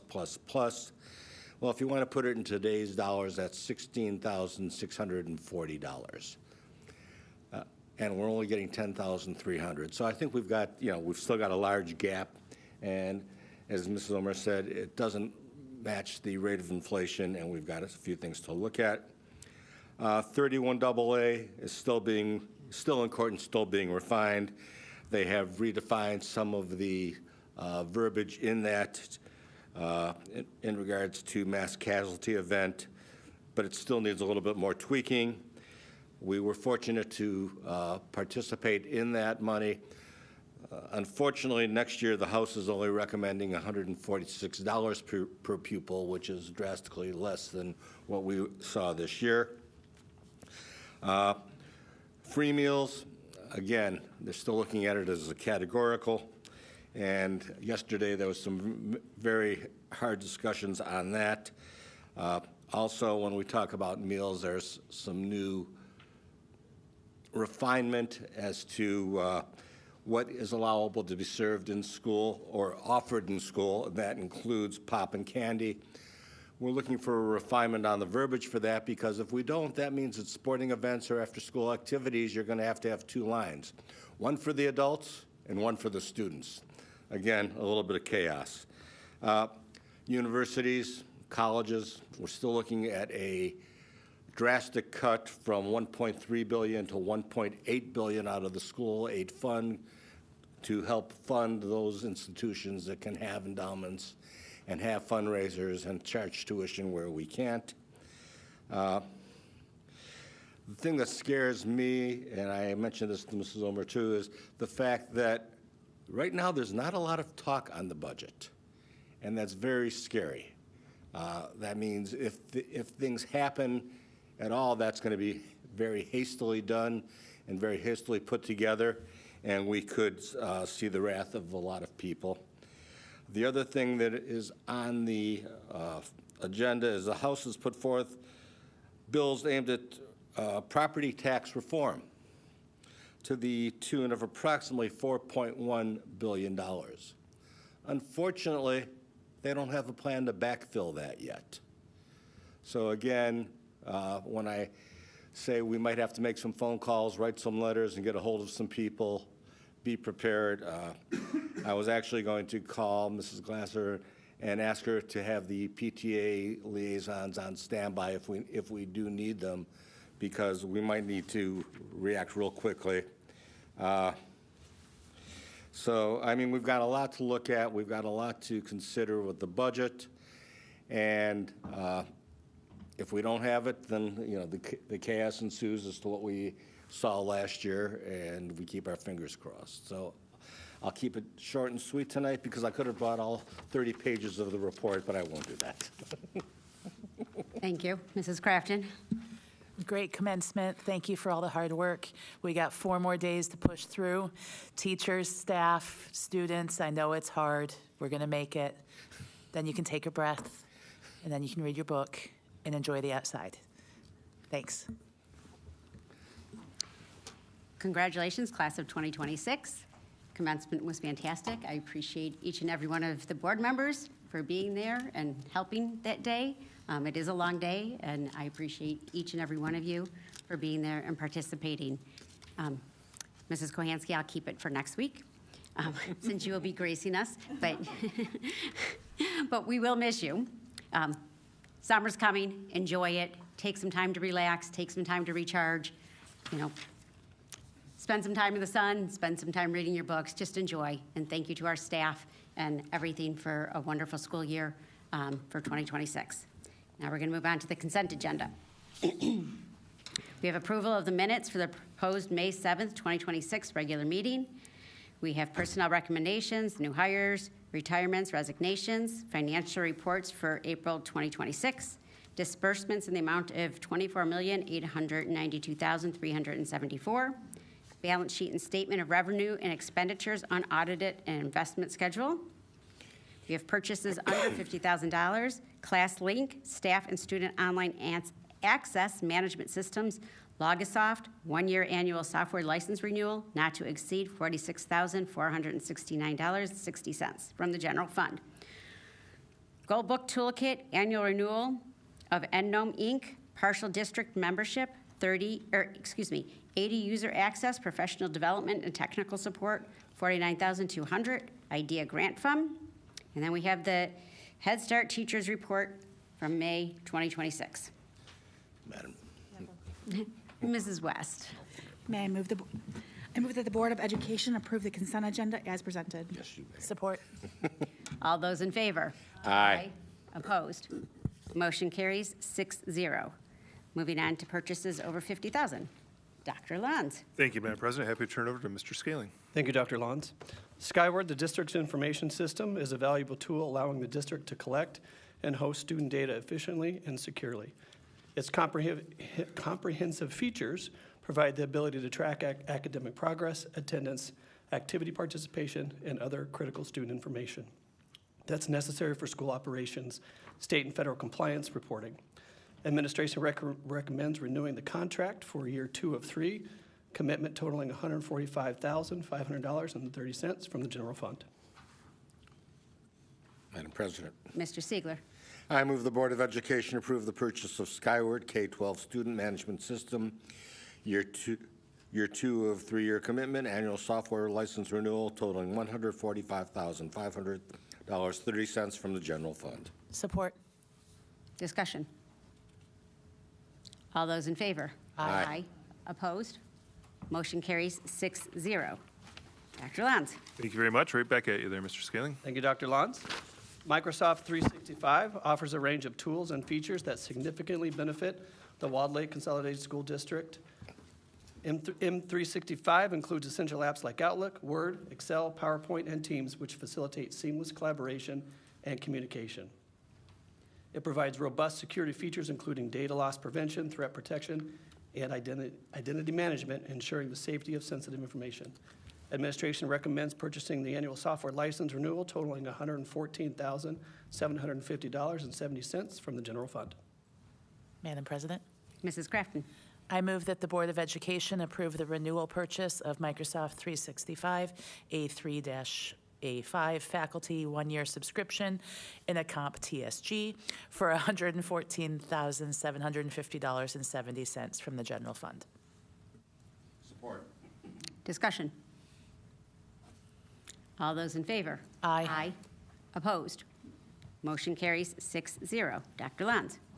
One more time, Mr. Scaling, and then we'll give you a little bit of a break. Thank you, sir. Google Workspace for Education Plus is designed to support large-scale digital learning environments with advanced tools for teaching, learning, and administration. All user accounts are provided with drive storage that has search functions and able to provide easy access to files and information. It supports interactive lesson design and implementation by providing teachers and staff with the learning management system. The Google Classroom Administration Console centralizes advanced security and analytic tools to manage Chromebooks, monitor accounts, and access, and be proactive against threats. Administration recommends entering into a 3-year contract with year 1 of 3, totaling $59,670 from the general fund. Madam President? Mrs. Crafton.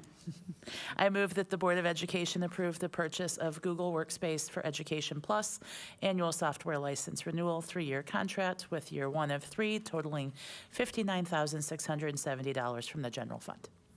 Support. Discussion. All those in favor? Aye. Opposed? Motion carries 6-0. Dr. Luntz. Thank you very much, Madam President. I'm happy to turn it over to Ms. Kohansky. Thank you, Dr. Lantz. I have for you the EduClimber Renaissance Learning 3-year renewal. For the last several years, the district's been building our data system for our MTSS process using the EduClimber platform through Renaissance Learning.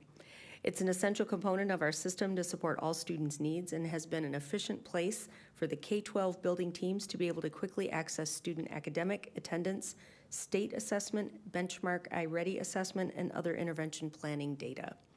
Our building teams utilize EduClimber on a daily basis and have come to appreciate all the features and functions that it offers. Administration recommends a 3-year renewal totaling $207,075.99 from the 31A at-risk grant fund. Dr. Zellner. I move that the Board of Education approve the purchase of EduClimber Renaissance Learning 3-year renewal for $207,075.99 from 31A at-risk grant fund. Ooh. Support. Discussion. Mr. Smith. Sorry, thank you, Madam President. This just came up as I'm reading this. I guess it's a big if we move away from iReady, this will allow any of the assessments okay. Yeah, that's a great question. Thank you. It's agnostic, so we can disconnect the sync with iReady loading its data, and we can upload a different assessment system if that's what we choose. Yes. Mrs. West. So just to reiterate, that all these different software components, they all work together to although on the front, like a family may not look at it and see like each component, but it's used in the background in order to gain full access and a better picture of what the student's learning, correct? The EduClimber would be more in the background. What Mr. Scanley recommended is more in the foreground because that gives us access to the Microsoft Suite, to email, et cetera. Okay. So it's a little bit of both. Okay, all right, thank you. And Dr. Zellner. I just want to make sure I'm understanding this. This is a 3-year renewal, so we wouldn't be looking at this again. You won't look at it again for 3 more years, correct? Anybody else?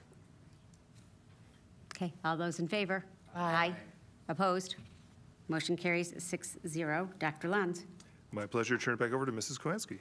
Thank you, Dr. Lantz. Related to our earlier presentation, I have for you the Teachers College Advancing Literacy Partner School contracts. The district's partnership with Teachers College at Columbia University has yielded strong results and will expand next year to include 2 additional elementary schools while creatively structuring the services to provide 6 schools professional development and coaching for the cost of the 3-school model or the cost of the 3 or 4, I'm sorry, that should say 4. All elementary schools will have access to coaching, and non-partner schools will continue to be supported through the Literacy Leaders cohort that was highlighted today in the presentation. The work will also align more closely with the district's dyslexia resources, which are UFly Phonics and EL education that's through Imagine Learning, and leveraging Teachers College expertise in their science of reading research. So the total cost is $123,750 and will be funded again through that 31A at-risk grant. Mrs. West. I move that the Board of Education approve the Teachers College Advancing Literacy Partner School work contracts for $123,750 from the 31A grant fund. Support. Discussion. Mr. Smith. Thank you, Madam President. Dr. Lantz, Ms. Kwiatkowski, whoever. Is it a secret who the next 2 additional elementary schools are, or have you chosen them? So and it's really funny that you mentioned that, because all the principals, it's the pick me, pick me, pick me. Everybody loves the work, and so people are really excited about that. We're in the process of making that selection, so it's not there's nothing top secret right now. We're just still going through some data and looking at where it would make sense from geographic location kinds of things, because partnering those schools, they might need to be a little more closer in proximity. So there's some factors we're considering, but by the next board meeting, if you're interested, we'll probably have that answer. So That's a nice way of saying it's top secret. totally top secret. Well, thank you. Thank you very much. Thank you for this, too. I think this has been a great addition to Walled Lake Schools, and I appreciate that, and great work, Mrs. Titus. Any other discussion? Mrs. West? I also want to say that I really appreciate in the presentation earlier, it really showed with the data that of the growth that our students are making with their literacy. So I am excited about seeing this and how it's improving the classrooms and helping the teachers help each other and essentially the students, which is what our main focus is on. So thank you very much. Anybody else? Okay, all those in favor? Aye. Opposed? Motion carries 6-0. Dr. Lanz. Thank you, Madam President. I'm happy to turn over to Ms. Muir. Thank you, Dr. Lanz. Teach Town Encore K-12 is a standard-based alternate curricula utilized in our K-12 ASD, MOSI, and SXI programs. Aligned to the Common Core essential elements, Teach Town ensures that our students receiving instruction in our ASD, MOSI, and SXI programs have a standard-based curriculum with a scope and sequence that is vertically aligned for grades K-12. Administration recommends purchasing the annual software license renewal of Encore K-12 Teach Town student subscriptions and the purchase of grades 6-8 and 9-12 manipulative kits for $74,179.69, year 1 of a 2-year agreement from the general fund. Mrs. Kaplan. Mr. Siegler. I move that the Board of Education approve the annual renewal purchase of Teach Town Encore K-12 totaling $74,179.69 from the general fund. Support. Yes, Mrs. West. Considering that Mr. Abdul-Noor came in and had concerns regarding Teach Town, do we know specifically what the concerns were as far as where the problems were for Teach Town and how we can resolve it so that way we don't have loss of learning for these students? Yep. So to be clear, the students were still able to access it. The challenge was allowing parents to access it. With this particular situation, we are aware of that, and we are solving that problem. Mm-hmm. Mrs. Muir, I have one question. You said 6-8. Is it 6 through 8 and 9 through 12? Correct. Or is it 6 and 8 and 9 and 12? Okay. 6 through Just 8, wanted clarification. grades 9 through 12, yes. Okay, thank you. Appreciate that. Mrs. Crafton, did you have a question? Just thank you for clarifying that question, Dr. Thank you. Lanz. Any other discussion? No. All those in favor? Aye. Opposed? Motion carries 6-0. Dr. Lanz. I'm very excited for my part. Woo. Asbestos abatement at Walled Lake Western. Yes. Walled Lake Consolidated School District solicited and received bids for the procurement of asbestos abatement for the services of Walled Lake Western High School. The bid process was facilitated through the mutual efforts of PMR and our administration and the project team. The recommendation from the team is to award the trade contract to Quality Environmental Services, LCC, in the amount totaling $68,500 from the 2024 bond fund. Mrs. Kaplan? Mrs. Crafton. I move that the Board of Education approve the trade contract as presented for Quality Environmental Services, LLC, to provide asbestos abatement services at Western High School for a total amount of $68,500 funded from the 2024 bond proceeds as recommended by the project team. Discussion. Nope. Okay. All those in favor? Aye. Opposed? Motion carries 6-0. Dr. Lanz. I'd brushed up on my abatement, too. Yeah, you did. Dr. Lanz? Yeah. May I ask you what happens with the abatement then? Oh, I have absolutely no idea. Okay. He brushed up on it, but that's where we're at. I do know that most of the asbestos found now are in the door frames. So it's been removed from for most of the school, but that's where we're finding it still is in the old door frames. Thank you very much. For sure. Thanks for the question. Don't touch the door frames. I appreciate it. No, thank you. He did. The project team has reviewed the bids it received for the new maintenance warehouse at the Geisler Educational Services Center. The project team recommends entering into a standard forms of agreement between the owner and contractor per the attached summary of the award. The total award recommendation for this project is $2,407,873.39 from the 2019 bond funds. You'll see that this is different where it's 2019 funds. We still have some money left in the 2019, and it's best practice to close that out as quickly as possible. This also was not part of the 2024 bond, as we did not know what we would be doing with Geisler when we put the bond out to our community. We didn't know we would need a new warehouse. And so this is an addition scope of work to converting Geisler to the Geisler Educational Services Center as we will eventually abandon this building. Yeah, Mr. Siegler. I move the Board of Education approve the trade contracts as presented for the new maintenance warehouse at the Geisler Educational Services Center totaling $2,407,873.39 from the 2019 bond fund. Discussion. All those in favor? Aye. Opposed? Motion carries 6-0.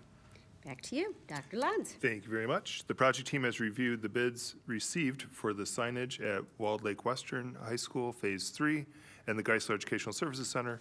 The project team recommends to enter into standard forms of agreement between the owner and the contractor per the attached summary that you received. The total award recommendation for this project is $104,250 from the 2024 bond funds. These are our internal signs for the most part.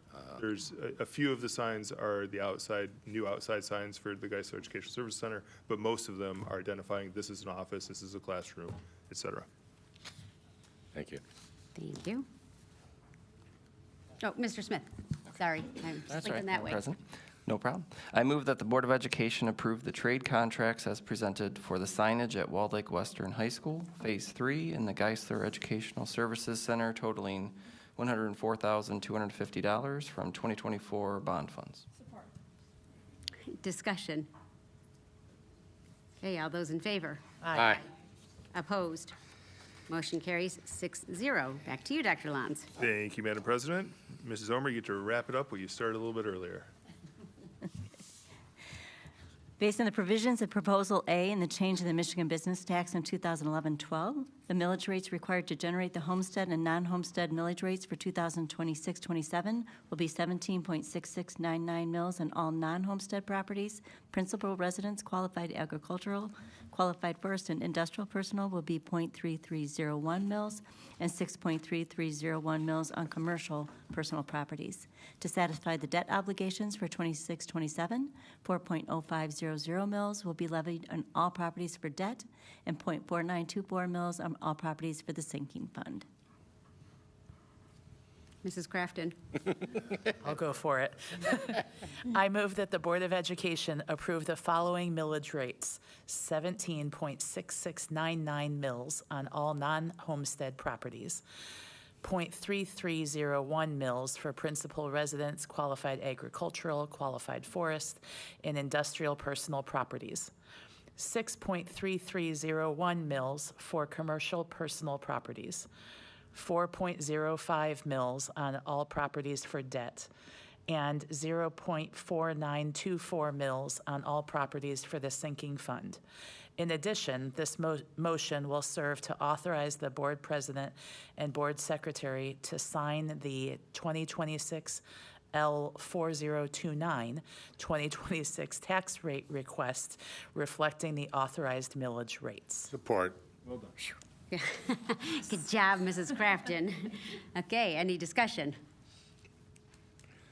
Thank you once again, Mrs. Omer, for all your hard work on all of this and making it possible for us to understand at least some of what you're saying.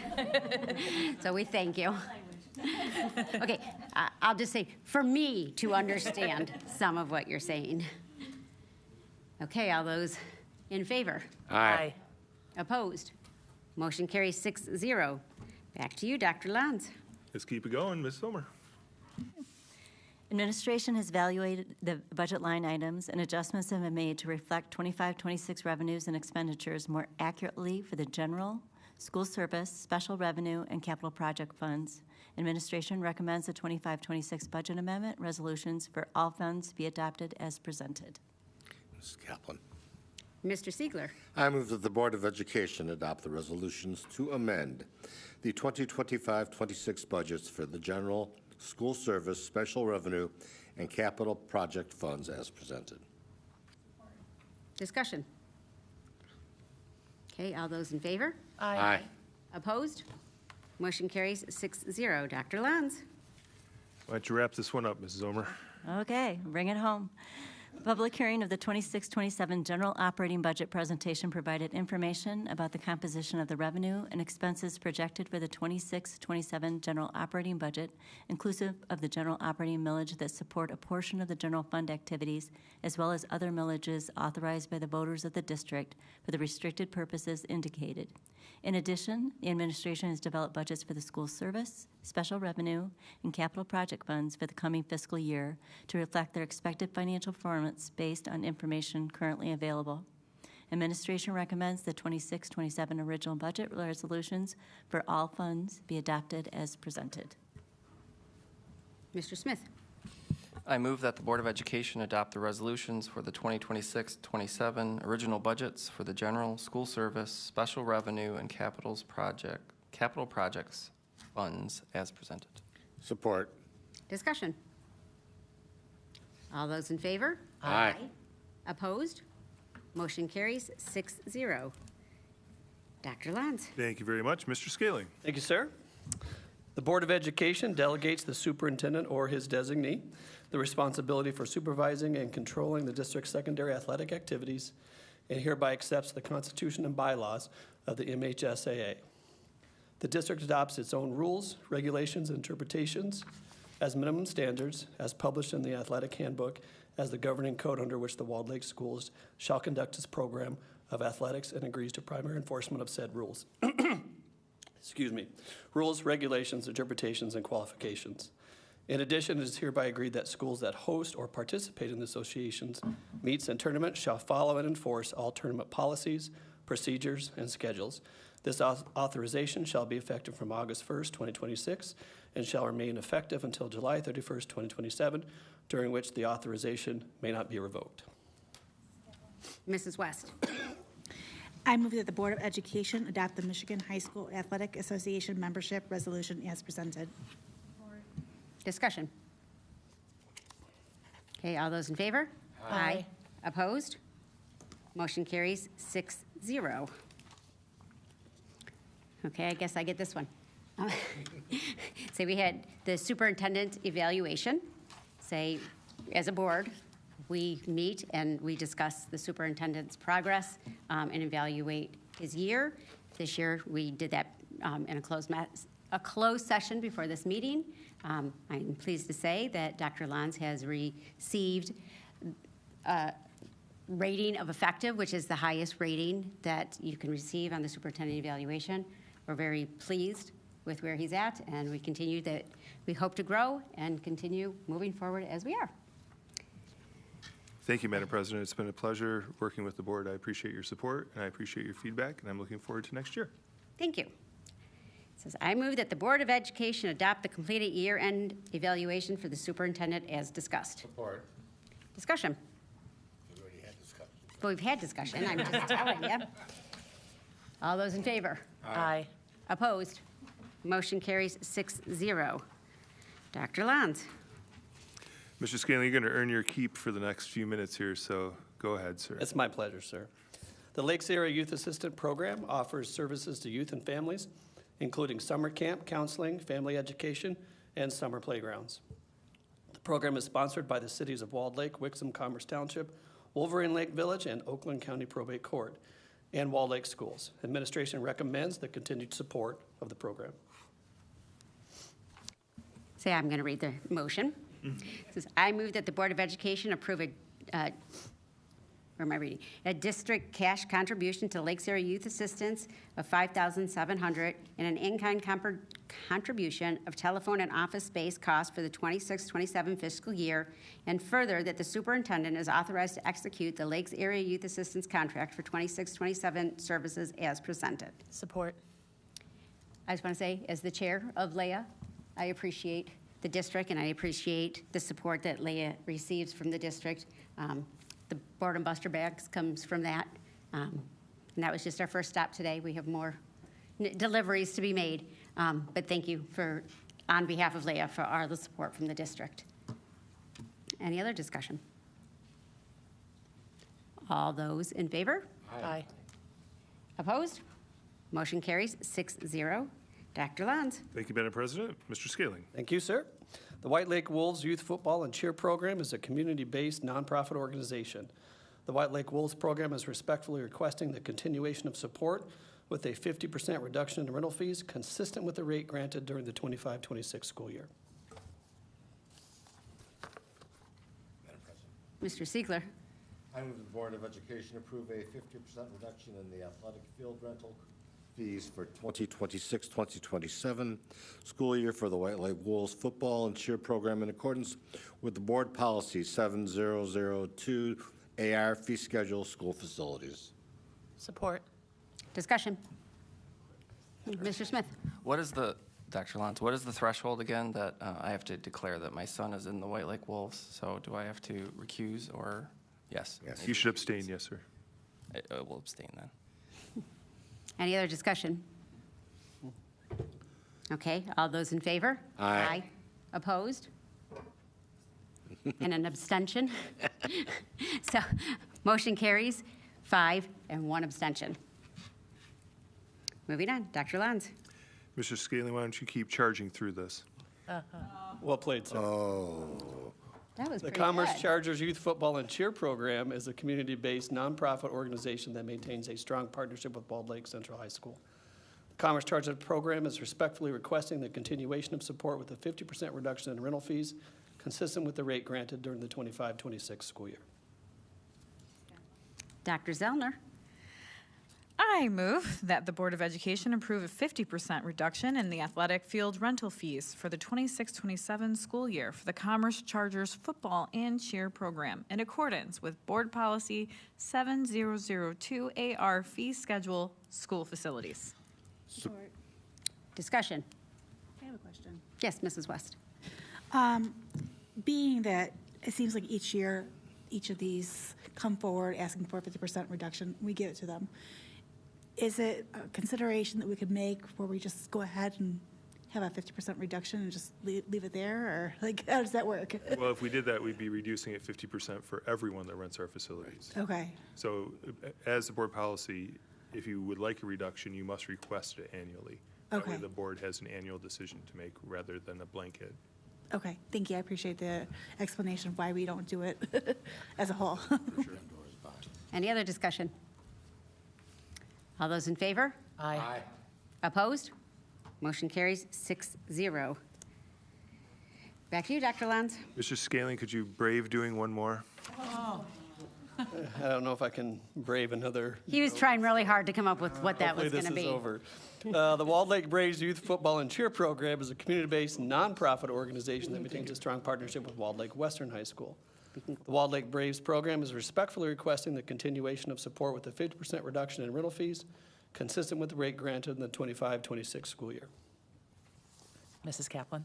Mrs. Crafton. I move that the Board of Education approve a 50% reduction in the athletic field rental fees for the 26-27 school year for the Walled Lake Braves football and cheer program in accordance with Board Policy 7002 AR fee schedule school facilities. Bada boom, bada bing, support.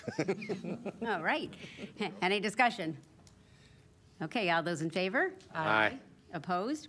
Motion carries 6-0. Moving on to consideration of support for enhancement millage countywide informational campaign. What this is that we have been asked by Oakland schools to participate in a contribution for advertisement, for informational resources for Oakland schools to put out around the enhancement millage. So that's what this is about. It says, I move that the Board of Education approve a contribution of $5,000 from the general fund in support of the enhancement millage countywide informational campaign. Support. Discussion. Mrs. Crafton. Dr. Lons, am I remembering correctly that this is currently budgeted for, this is not additional dollars? We do have money in our communications budget to cover this, yes. Great, thank you. Any other discussion?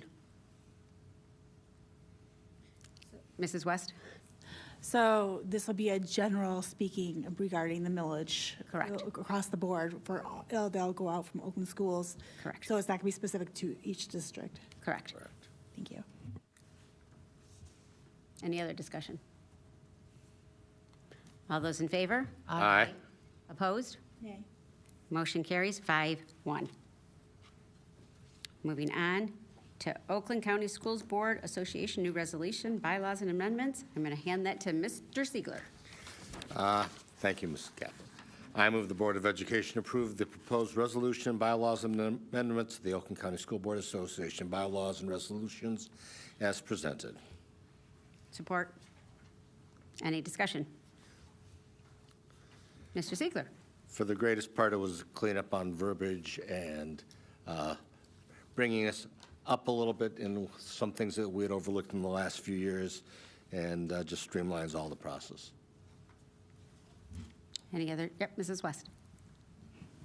Overall, I feel like most of this is pretty standard. There are only two things I really didn't completely fully support. One was under the early childhood mandatory kindergarten for all 5-year-old children. And not that, obviously I sent my children to kindergarten. I think it's good for most children. I think there are some cases where maybe, waiting another year, that parents should have the opportunity to choose whether that's the right situation for them.